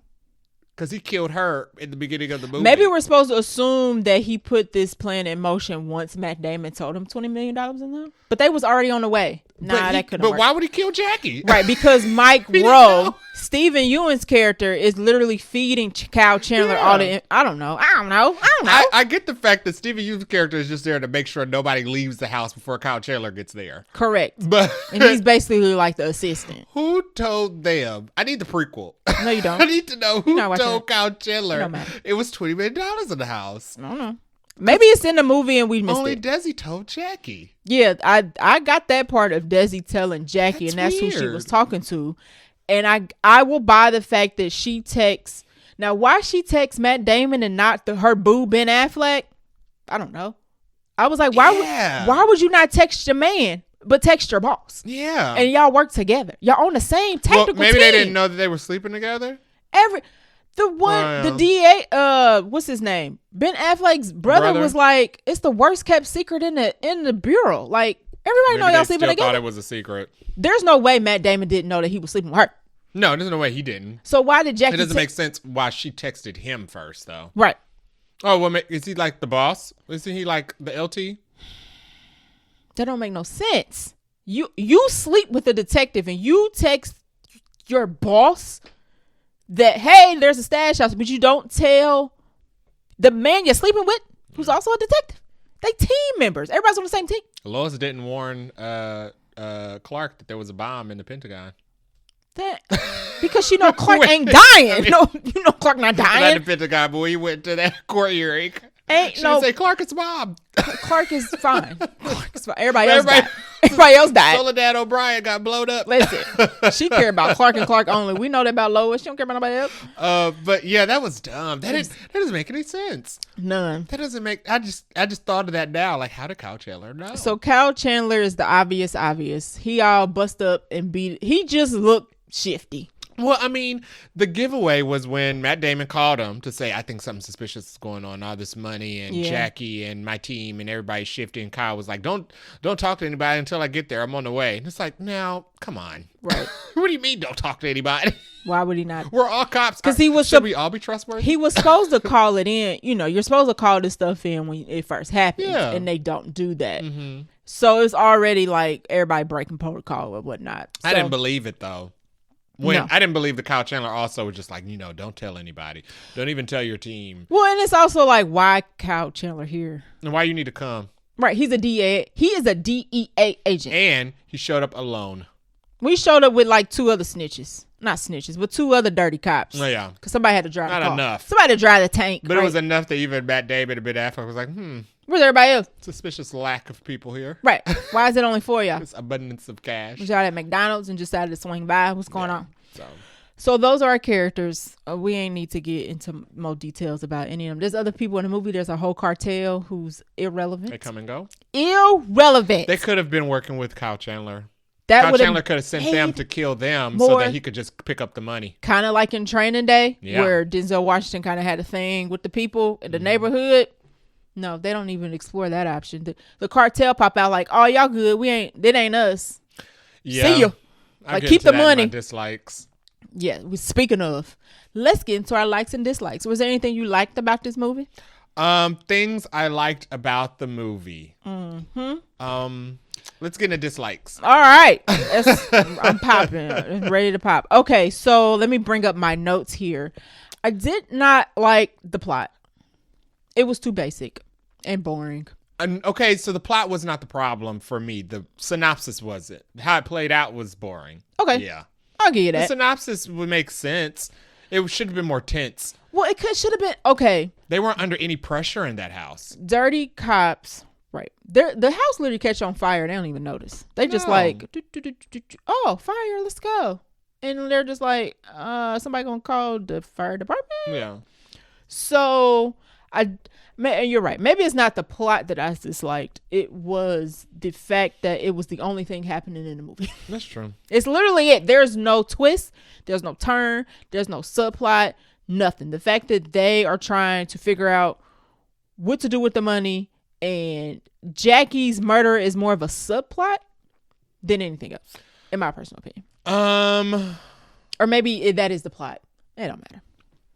Yeah, I guess Jackie's murder is kind of the subplot. But we don't care about Jackie enough to care who murdered her. They just weren't under enough pressure. There wasn't any pressure to quickly solve anything or quickly get anything done because they weren't under like continuous suppressing fire. They didn't have to worry about people rolling up to the house or anything like that. There just wasn't any like No, they get phone calls that like, oh, get out the house, get out the house. Right. They get some ghost face, but they just keep counting the money. Yeah. Even Ghostface calls and says, hey, you got 10 minutes or people about to start dying. Tiana Taylor, he just hangs up the phone and goes back to the table. She was like, oh yeah, 5 minutes ago he said we were all gonna die.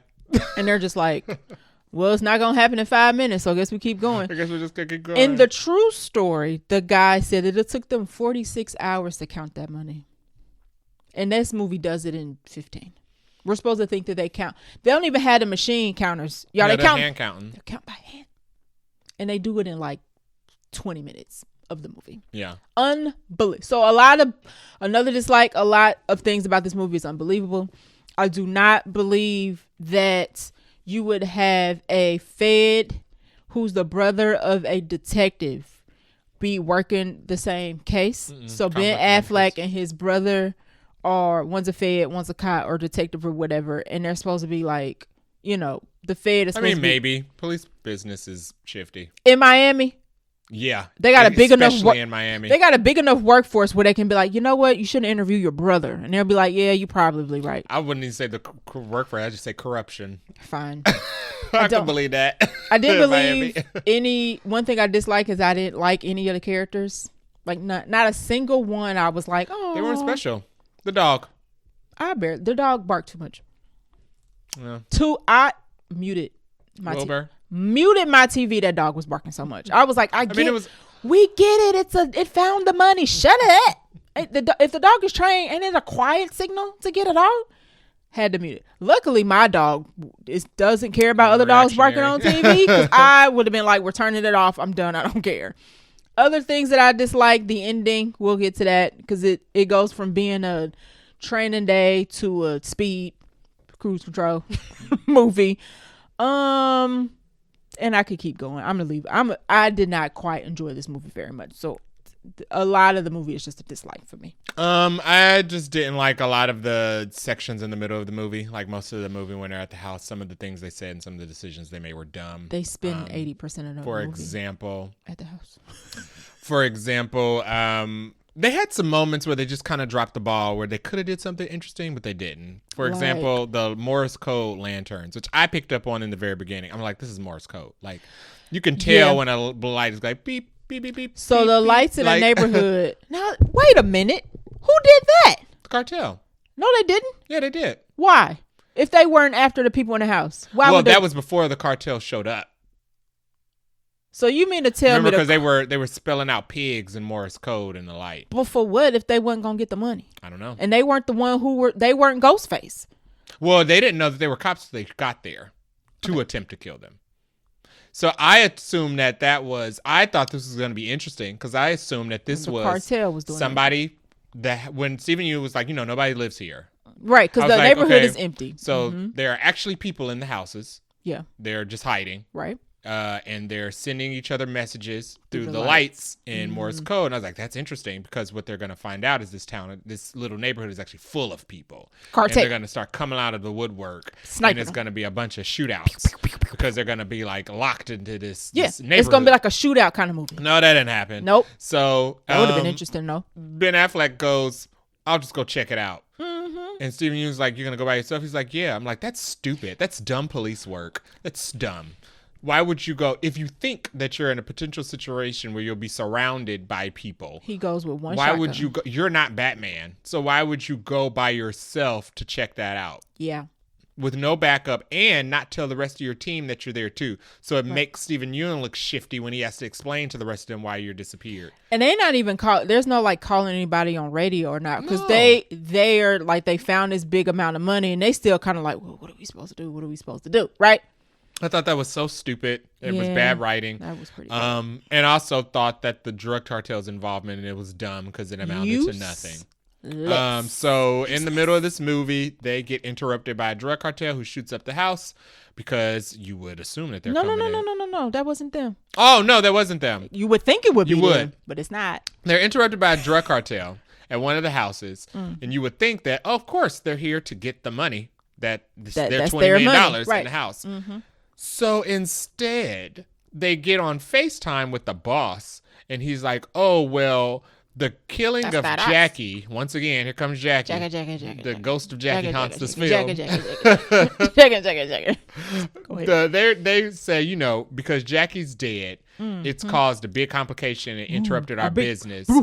We don't want any more trouble. We're criminals. All we do is cause trouble. What we do is trouble incarnate. But we don't want any more trouble. We don't want any of this trouble. Right. We do. Cop trouble. The epicenter of trouble in the United States was probably Miami and Vegas. You want to not make waves with the Police, the corrupt police. anymore. So their decision is, we're just going to walk away from the $20 million. You can have it, Keep it. as long as this is settled with the cartels. Number one, it won't, because you're not going to start doing good. You're going to continue to be cartels. We're going to continue to hunt you because we're the police and that's our job.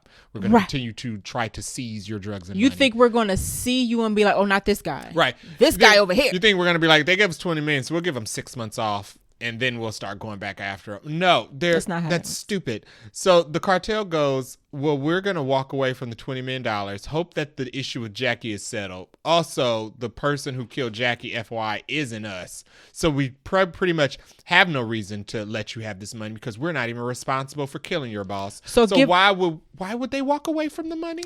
And when Jay says walk away, the cartel guy literally takes his gun and walks away. Matt Damon's explanation to Stephen Ewan about why they did it is because, first of all, yes, did Stephen Ewan not speak Spanish?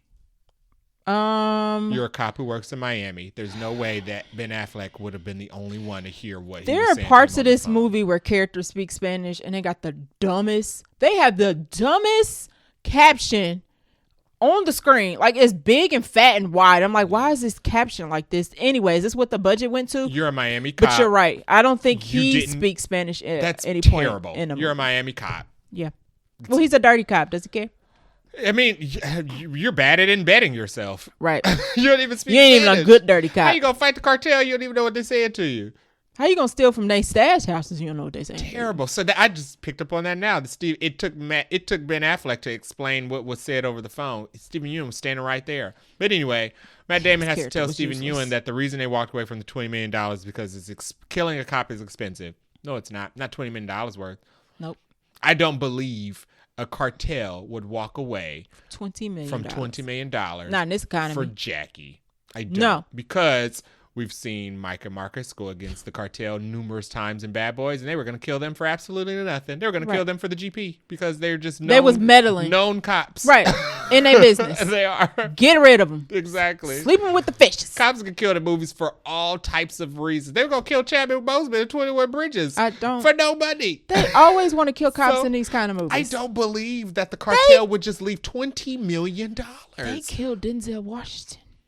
And he was supposed to be King Kong. Yeah. No, I'm sorry. King Kong had nothing on him. He said that they're going to take that as a write-off. No, they won't. No, that was stupid. $20 million? Great dislike was downplaying a cartel. In this economy? Right. Like, a cartel was supposed to be like a threatening big force in a movie. And you mean to tell me these chumps. They spent all this time laundering all this money, all this hard work, stealing, and put doing it all this behind a wall in some people? random house. There's blood on this money. Yeah. Like $20 million, you didn't amass this without chilling. Yeah, you didn't amass this without somebody dying. Right. So people were sacrificed over this money. Families is probably gone. Yeah. For this money. What do you mean? They set up this whole neighborhood network to hide money. So unless there are $20 million in each house, that was the whole point of setting up this neighborhood. So you mean to tell me they're just gonna walk away from this whole operation because of Jackie? I don't. Jackie that the DEA isn't even interested in investigating for real. Dislike this movie thinks I'm stupid. Yeah. And I don't like that. Yeah. This movie has way too much exposition. Thinks I ain't never seen the movie before. They say Jackie's name every 5 minutes like we done forgot about Jackie. Ain't nobody forgot about Jackie. We don't care about Jackie. But the over explanation, every scene I've never seen a movie where I'll be like, shut up. Y'all talk too much. Show instead of tell me. Matt Damon is more committed to honoring Jackie's memory by solving this case than the cartel are committed to $20 million. I don't believe that. I just don't believe it. I don't. That was the biggest flop. Once we realized that his son has already passed, I'm like, he not getting this money for his family. He don't have a family no more. His wife is gone. His son is gone. He's obviously not him. And even either Stephen Ewan or Ben Affleck's character says it would be ridiculous to give this $20 million back to the city.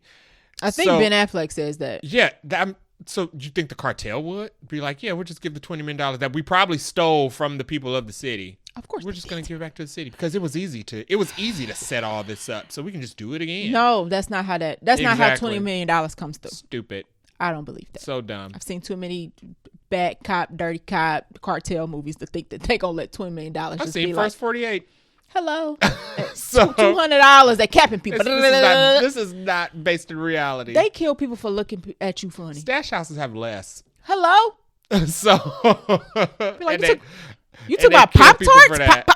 Exactly. Like I don't. So Movie was unbelievable in that several didn't fly points. for me. Any other likes or dislikes we want to point out? No. All right, so let's get into the ending. So we kind of already said it. Called it. Mike Rio and Cal, what's his name? Cal Maddie. Chandler. Oh, yeah. Cal Maddie. Chandler's character and Stephen Ewan's character are basically dirty cops. Mm-hmm. How they knew this money was in this house, we don't know. Somehow they find out that Jackie knows and they kill her. Wait, why do they kill her? They kill Jackie. For what though? So that she doesn't tell Matt Damon that there's money in the house because they knew that she was going to tell Matt Damon. So? No, they didn't. They had no idea who she was letting know that there was money in the house. They had no idea what Jackie was doing other than going to meet the informant. They killed Jackie for some reason. Yeah. They killed Jackie. They killed Jackie before she can expose something. The dirty cops that she doesn't know who they are exactly yet. Matt Damon is encouraged to shift out who the dirty cops are after Jackie's death. So he actually has set this whole thing up to shift out the dirty cops. Mm-hmm. And he's the only one who's in on it for himself. At some point of the movie, he tells Ben Affleck, because Ben Affleck's like, why didn't you let me know? He's like, if I needed... with her. Right. So, why would you not tell me the woman that died that I was sleeping with that you was trying to do to honor her death or whatever? Right. Anywho, he at some point in the movie tells Ben Affleck so he can be in on it. And he was like, well, you had to be the one person to doubt me. That's why... everybody else would. If you believed it, or if you believed I was dirty, I couldn't tell you because I had to make it believable. There it is. I took a very long way to say what Jay just said. I mean, no, but it's a big womp. It's a trope. Like, it is. Like I had to do it alone. You can just tell me the truth. If we're for real like this, where Ryder dies, I can tell you. Yeah, right. I can act like I don't know. Yeah. Right. Anywho. I mean, because none of these people are particularly smart. No. So everybody would have just been like, oh, and okay. Who are you faking it around who? Just Stephen Ewan? The two girls never leave the back room. They zip tied themselves in there. Basically. So, I mean, keep the facade up for Stephen Ewan, who you already knew from the beginning is the bad guy because he said the number. Right. So Matt Damon, another way the movie tries to make us think that Matt Damon's the bad guy. He tells, when they go to the stash house, everybody asks him, well, how much was the tip? Because he says he got a tip, like a Crime Stopper tip. And they're like, oh, he tells everybody a different number. Now, Stephen Ewing is the one person who repeats the number that Ghostface ends up saying. So he's like, oh, Ghostface, and you say the same number, like it got to be you. On the call in the house. Now, correct me if I'm wrong. They got their Ghostface call after they discovered the money. Yes. And he said that Stephen Ewing was the only one who knew it was $150K. Well, Stephen Ewing, the number. 150K. 150K was written on a Post-it note on the first bucket that they opened in the house when all four of them were standing in the room. Well, here's the thing. So Matt Damon told everybody a different number because what Stephen Ewing's character ended up doing was calling Cal Chandler and be like, oh, we about to go bust up this house for 150. Right. So when they got there and realized it was more, Stephen Ewing probably texted him like, oh, it's more money. So when Cal Chandler called, he used the 150 that Stephen Ewing had been told by Matt Damon. That there was never a 150. Oh, okay. 150 was just the number that Matt Damon was using. Was written on the money. It was kind of like Matt Damon was tagging everybody with like a Post-it. Got it. And he was like, whatever Post-it shows up first, I'm gonna know who it is. Got it. So basically, it was just like a way for him to check So if like Tiana Taylor would have been like, I think he told her like 300,000. So if Ghostface would have said, just take the 300,000 and go, then he'd be like, oh, boom, it's Tiana Taylor because I told her that specific number. That was just so stupid. He's a bad cop and a bad guy because who says the descriptive amount of money on the phone call? Take the 150K, take the 2850 and go. Yeah, it just... Take the 3212. So Matt Damon thoroughly explains the movie because this is all exposition, and I'm gonna shoot you. They have not done any type of showing. It's all been telling. And then at the end we have a ridiculous action scene. We have a chase scene. Okay, and can a we car talk about scene. this? Sure. Can we talk about the action sequence where Stephen Yeun still thought he was going to get away with that money? Kyle Chandler still thought that there's a scenario They were in going which to take a you bag of are money. a cop. They have your dental records, Yeah. your fingerprints. Uh-huh. They know all of your relatives. They have your entire background because you are a career cop. Where do you think you're going to go with this money? So after the exposure comes out, everybody get exposed, right? Stephen Ewing and Kyle Chandler are like, well, you're not going to take me down. There's some sort of like scuffle and people fall out of the car and they each take a bag of money and try to run and get away. It would have made sense if they both jumped out and died fighting. Sure. And said, you're not going to take me to jail. You're And going it to have was to just shoot like, me pop, to pop, death. pop, pop, But pop. y'all really thought y'all were going to get somewhere with that money? For some reason, And- the movie extends itself with an And action how did scene. they get that far? How did it get far? How did they escape an ambush and still have to be chased down by just Matt Damon and Ben Affleck? Somehow Kyle Chandler gets out of the back of the car, the truck, the tank, They're gets surrounded. into the front They're surrounded by the feds. and keeps running in the car. I mean, keeps driving the car. And then Stephen Ewing is able to take this, I don't know, the bag of money is probably what, 150 pounds? Salazar caught a bullet from somebody who probably couldn't even see her. But Right. neither one of them got shot in the whole process. All that machine gun fire. At the end of each chase, they both were alive, but Kyle Chandler tries to kill Matt Damon. I'm sorry, Ben Affleck. So Ben Affleck pops him. Yeah. He did.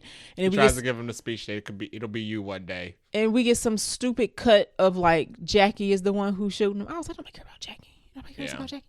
Because we don't know Jackie. And then Matt Damon and Stephen Ewing don't try to shoot, so he just goes to jail, I guess. I would have just rather been shot. That's what Like, you got to kill me. That's what I don't believe. Like, this is too a much dirty mess. a I'm dirty cop. dirty cop who stole from the cartel. You're gonna put me in a Miami prison? Kill me, please. The movie could at least given us the believable part of a cop just this like I'm committing suicide Mercy. because I am not going to jail. No, But I'm not no. going to jail here. We're supposed to think that he was just like, okay, handcuff me, because that's what No. Matt Damon was. He takes out handcuffs like, come on, let's go, and he's just like, okay, guess okay. Send me back to the maker. If just- I messed up that bad, I will take myself back to they're the gonna maker. Kill you in prison. I'm just don't pay. Like, no. Unbelievable. I didn't believe that either. So at the very, very end of the movie, it's basically a happy ending. There's some stupid line about people who turn in Crime Stopper tips or whatever get 20%. So we were supposed to believe that Desi ends up getting a couple $1 million out of $20 million because she turned it in or whatever. We don't even see if the rest of the crew, the girls, get a hefty paycheck. They don't get anything. They just get an Uber ride home. They get a Uber Black home, to be specific. And then we get Matt Damon and Ben Affleck sitting on the beach reminiscing because Matt Damon said that he's tired of being a cop. Now, we don't know if he actually retires or not. It don't matter. We don't care. And then they, once again, unearth Jackie's soul because some little girl playing on the beach, her mom calls her like, Jackie. And they all turn like, oh my God, Jackie? Don't nobody care about Jackie. And then it ends on a We don't know who Jackie is. and it ends on a very CGI'd probably sunset. If it wasn't CGI'd, that's maybe that's where the money went. It's timing the sunset. At the end of the day ended. Thankfully, it was too long of a day in my opinion. One long day. Oh my God, that amounted to nothing. Because I guess we should. They do turn the money in, so they don't steal any of the money. Whoop whoop. They turn the money in. They're actually not dirty cops, and they still broke. Yeah. At the end of They the still day, have to all go back to their horrible lives. and get no overtime. Yeah. In a dirty cop ridden department. Right. And Jackie's still dead. Yeah. Jackie's still dead. Jackie's still gone. Yeah. So, did you have a favorite line or scene? Could you muster one up? Exactly. I'll say the drug cartel reveal was my favorite scene because it was so ridiculous. Stupid. My jaw dropped Okay. when he said we were just gonna walk away from it. And I was like, I couldn't believe it. This has to be a ruse. I actually thought that scene that's where we were gonna find out Ben Affleck was dirty. This has to be a. I was trick. like, oh, Ben Affleck's working with the cartel. We about to find out. And the cartel was like, nah, I'm about to go eat. Good luck to We y'all just don't though. want any trauma. Keep the cash. Keep the cash. I I didn't got believe it. plenty of where that came from. Gonna go buy me some dinner. Go home to my kids. Yeah, So I didn't have one. that was bad. I didn't have the end was my favorite. Okay. I'll go with that. That was my favorite. All right. Did you have any random notes? I had a couple. Okay. First note is it's Jin from Ghost of Tsushima. Okay. was Shout my out first to note. shout out to Jen. Batman made a Captain America joke to Green Lantern while sitting next to Invincible. This is when they were all sitting outside for the God. first time, and Kyle Chandler first walks up. And, Yep. and Matt Damon goes, Ben Affleck goes, "Oh, look, it's Captain America, everybody." They're like, "That's funny because you're Batman. He's Green Lantern." I That's did catch Invincible." that. I None did of you are catch in Marvel. No. Not yet anyway. Not yet. Third note is it's clearly Kyle Chandler because he doesn't want Affleck talking. He doesn't want Matt Damon talking to anybody before he gets there. I Yep. thought that was weird. That's odd, such a tale. Ghostface. This is when he calls Tiana Taylor. This reminds me of Nuketown. Nuketown is a level in Call of Duty. Oh, okay. In all of the Call of Duty all of the Call of Duty games where it's just a town. It's a neighborhood. Okay. It's like a Fallout type of neighborhood. It's staged and you just run around. Oh, okay. Shooting each other. It's funny because it's just a neighborhood. It's full of like abandoned houses. Sometimes there's people in there, but they're like mannequins because it's staged. Right. Yeah. Okay. Yeah, it was given that. Or you know what? Like that episode of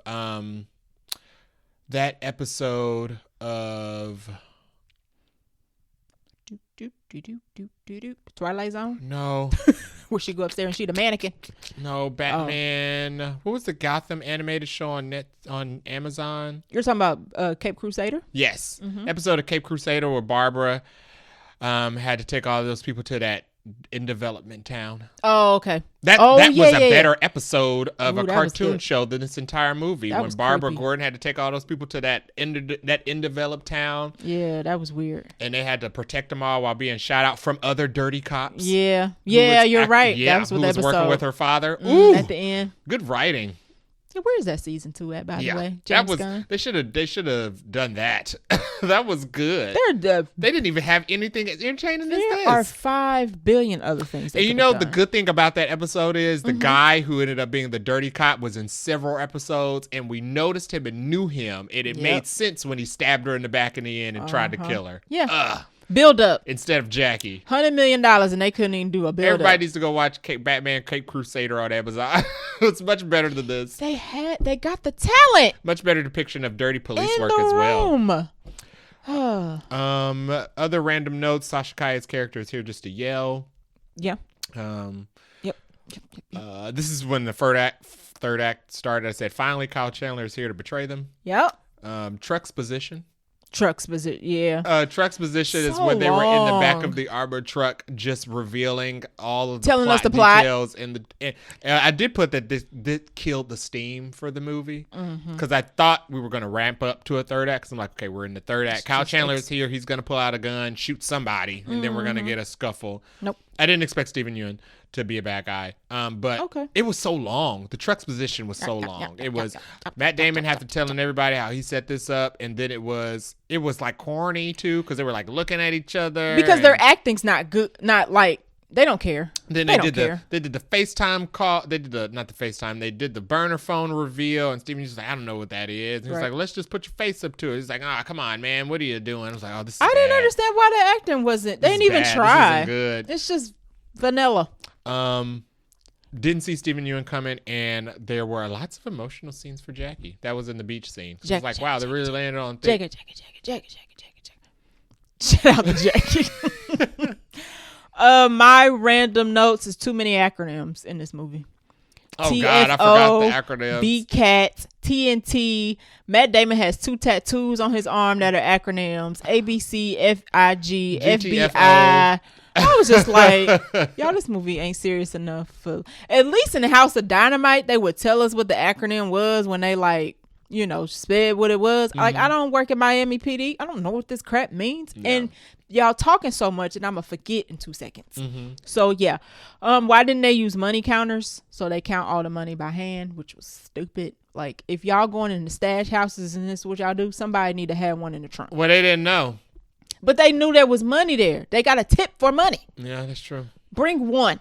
Okay, I'm sure it just need a plug or some batteries. Maybe it wouldn't have been as discreet if they were walking in carrying money counters. Put it in a bag.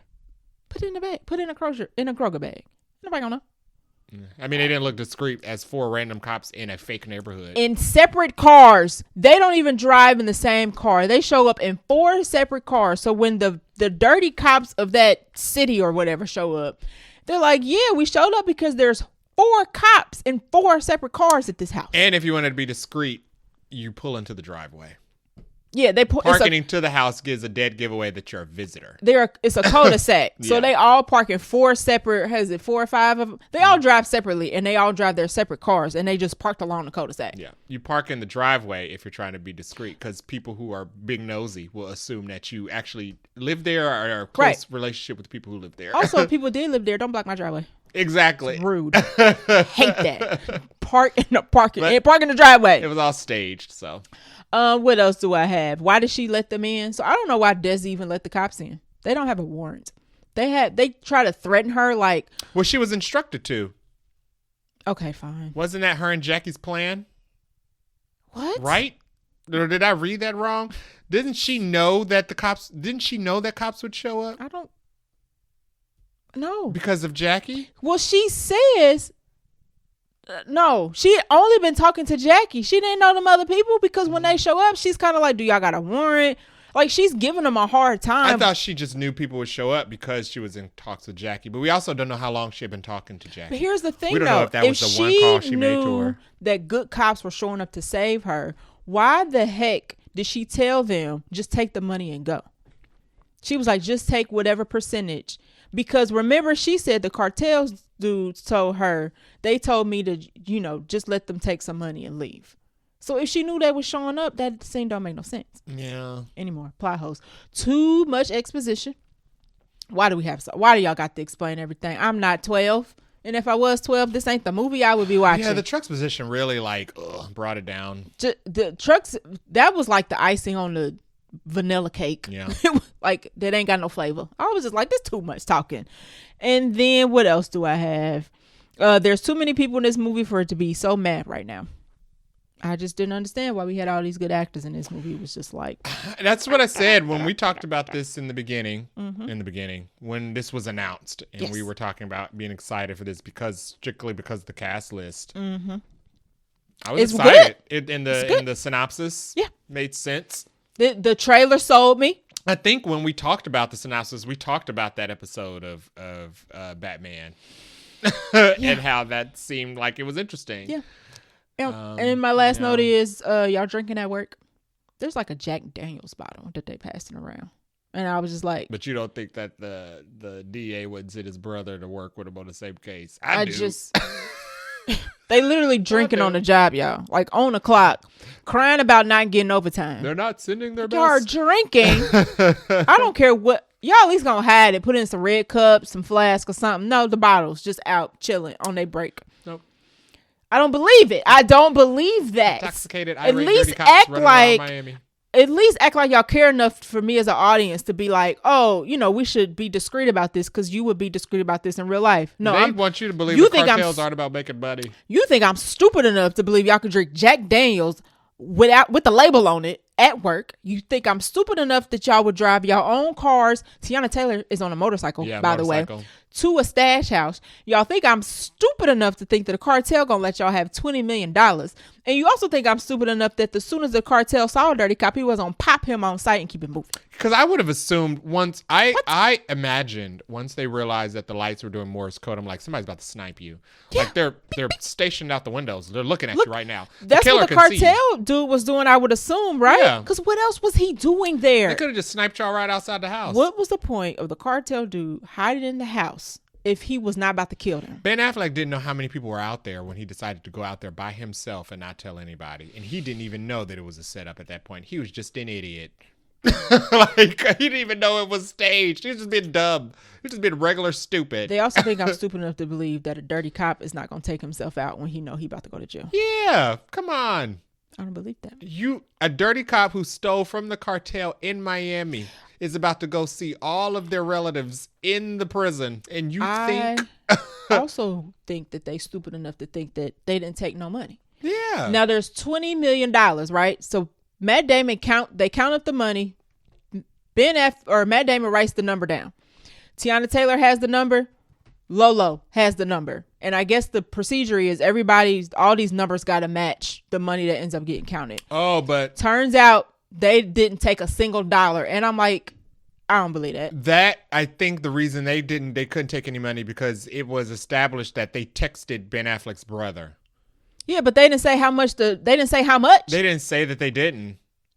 Okay. They just said that they texted his brother to let him know that they were about to bust him so that he could be there for the ambush, but they didn't say that they didn't tell him how much money $20 million, was there. and you gonna tell me that none of them cops took a single buck? I don't believe it, because they all could have been like, they're all good cops. 5 G's for each of us. They're all good. And if we people. all agree on one number, they'll never know. I do not believe it. I don't all good people. Believe it. For Jackie. I don't believe, and they would have deserved it, right? Because they working hard. They getting shot up. Jackie dead. They could have deserved a little bit off the top. Jackie wouldn't have approved. The movie would have been more realistic if they took some money. The movie would have been realistic if a lot of more different in the movie where Tiana Taylor, Lolo, and Desi are driving off, that could have been in the movie. With the money in the back, they should have let them women just drive off with the money. With the dog, they never would have got away.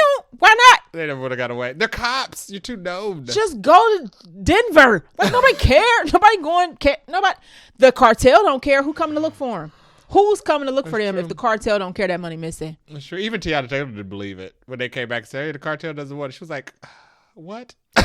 She was like, "So you mean we could take it?" She literally was like, "So you mean we could take it?" Didn't make any sense. Because the cartel don't care. Why would we turn this money in? Yeah. So those are my random notes. Great movie. Speaking of, what is our rating out of 5 Nicole Kidmans? What are you giving The Rip? I am giving this 2. I am giving this a 2. I can't argue you down. I'm giving this a 2. Mm-hmm. The cast in it brings it up 1. They didn't do a lot, but they are in it, so that brought it up 1. Yeah. And the other one will be. Don't think too hard now. I don't know. It wasn't bad. Okay. It wasn't fair bad. enough. It wasn't unwatchable. It wasn't terrible. It was not unwatchable. Okay. It was boring though. Okay. Would I rewatch it? No. This has not changed my mind about this. I still have the same feeling about Netflix films. They lack the luster. Because Knives Out, they know where to put the money. Yeah, I was gonna say, what's the last good Netflix film? And look like films, like premium films. This felt and looked like a gorge. But this is Rian Johnson is the difference. You could have made a Knives Out movie with this cast. Yeah, you could have. You probably will get one soon. Some of them, for sure. But Rian Johnson is behind that. This movie Chronicles of Narnia ain't gonna be this bad. We don't know. Ain't no way. We don't know. I had high expectations for this. I never would have thought I would have seen Ben Affleck and Matt Damon in this. In a movie, you was just like, meh. But I mean, it's weird. This is weird because this feels like a straight to DVD film from people who are making actual big blockbusters. Like, they don't have to do this. Who have filmographies. Like, I assume they did this because they just wanted to work together again. What? And nobody was currently writing anything for the both of them at the moment. So they had this. But I can't think of why they did this. That's a very good point. You can't tell me that they couldn't have went to a director or a writer and was like, we want a movie. And they would have been like, sure, we'll make it. They are Ben Affleck and Matt Damon. You know what? No. You know why? Because they probably would have asked for a bunch of money. And that's why Netflix gave them $100 million. Because Netflix has money. All right. They probably went to WB and WB said, we're not going to give you $100 million for this because there's not enough in this script for that. We'll give you 50. And they probably said, well, what was your excuse for giving Brad Pitt that much money for F1? F1 made buku money at the box office. A lot of money that went behind it. And it's nominated for an Oscar. Does it deserve it? No. Did it get it? Yes. You can't take it away. So they probably shot for the moon with the budget with a real studio. They said, no, are you nuts? Have you read this? And they went to Netflix. This film was first announced in June 2024. It was okay. I'm just trying to get some background. Oh, did it say it went to a different studio first? It says it had been shopped around. Netflix purchased it. Being shopped around is a bad sign for a movie because that means that nobody wanted it. Yeah. Let's see. Netflix lands. Let me see who else. Sinners didn't get shopped around. Well, here's the funny thing about Sinners. He actually did have to shop around sinners. Really? Well, because he's black. Oh. That's why. Black Not guy. because the movie wasn't good. That's because Ryan Coogler is a black man, and they like, no, we're not giving you that. And he was like, all right, well, I'm going to go to somebody who's going to give it to me. Yeah. That was every other studio's stupid fault. This is different. It says, it's funny. Netflix looks to have landed a big fish before everyone bolts for the 4th of July holiday because this article came out. Surprise. Netflix is hearing a streamer has landed rights to the crime thriller Rip, starring Matt Damon and Ben Affleck. Deadline first reported the news that the package hit the market a couple weeks back. Sources indicated it was only a matter of time before someone scooped it up. So Netflix, I guess, had the biggest budget, but had the biggest check. Yeah, that makes sense. They always got the biggest check. Them and Apple. They do.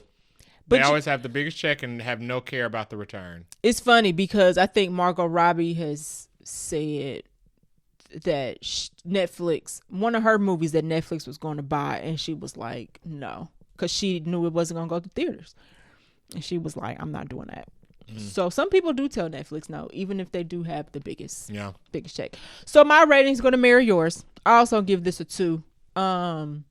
Just because it wasn't the worst thing I've ever seen. Yeah, it wasn't awful, but no, boring.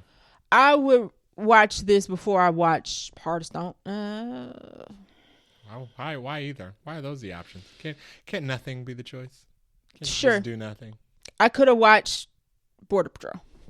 That would have been more intense. Or that, yes. I could have watched Will Smith's new special on Nat Geo. That's what I should have watched. Could have rewatched any of the Bad Boys. We could have gone see Mercy.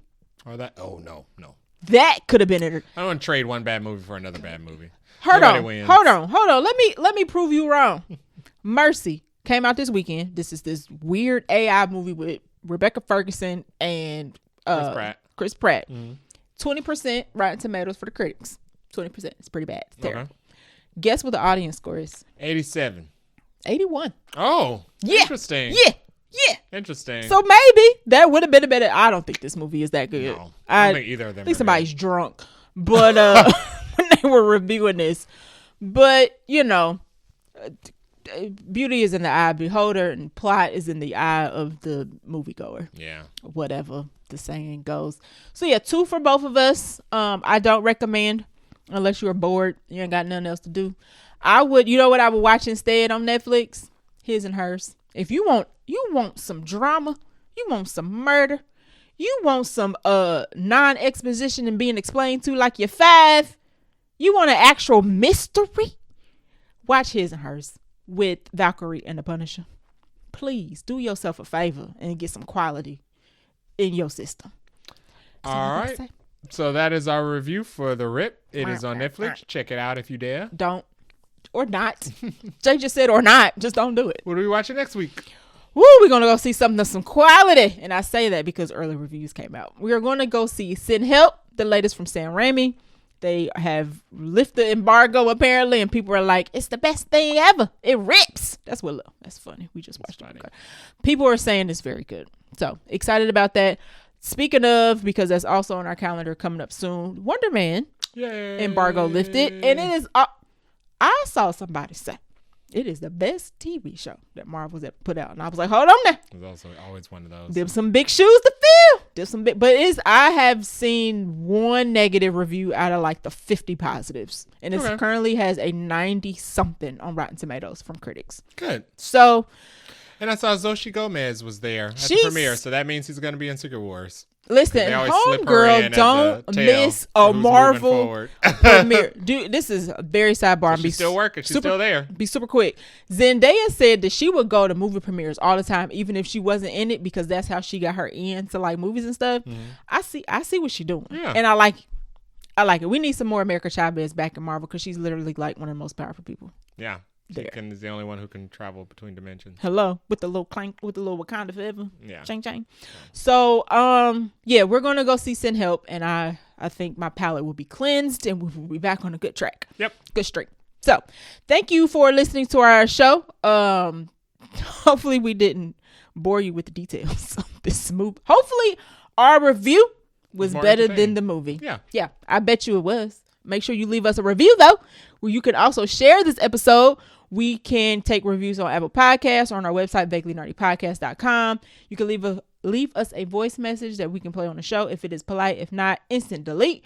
You can follow us on Threads or IG at Vaguely Nerdy Podcast. We're also on Blue Sky and the Bird app at Vaguely Nerdy Pod. We're also on TikTok. And I got to accept them terms. I was like, what? But I was like, I mean, they all got the same trash terms and conditions. None of our data safe. They're videos. Right. Do what you can. Now, if I see another podcast that look like us doing different, I'm going to be like, hold on now. Yeah. Hold on. But we are on TikTok. We don't ever mention that, but we are on TikTok. You can reach us at vaguelynerdypodcast@gmail.com if you got suggestions, questions, comments, or whatnot. If you're listening on the podcast app, you can also listen to us on YouTube, where we are Vaguely Nerdy Podcast. Until next time. Bye. Bye.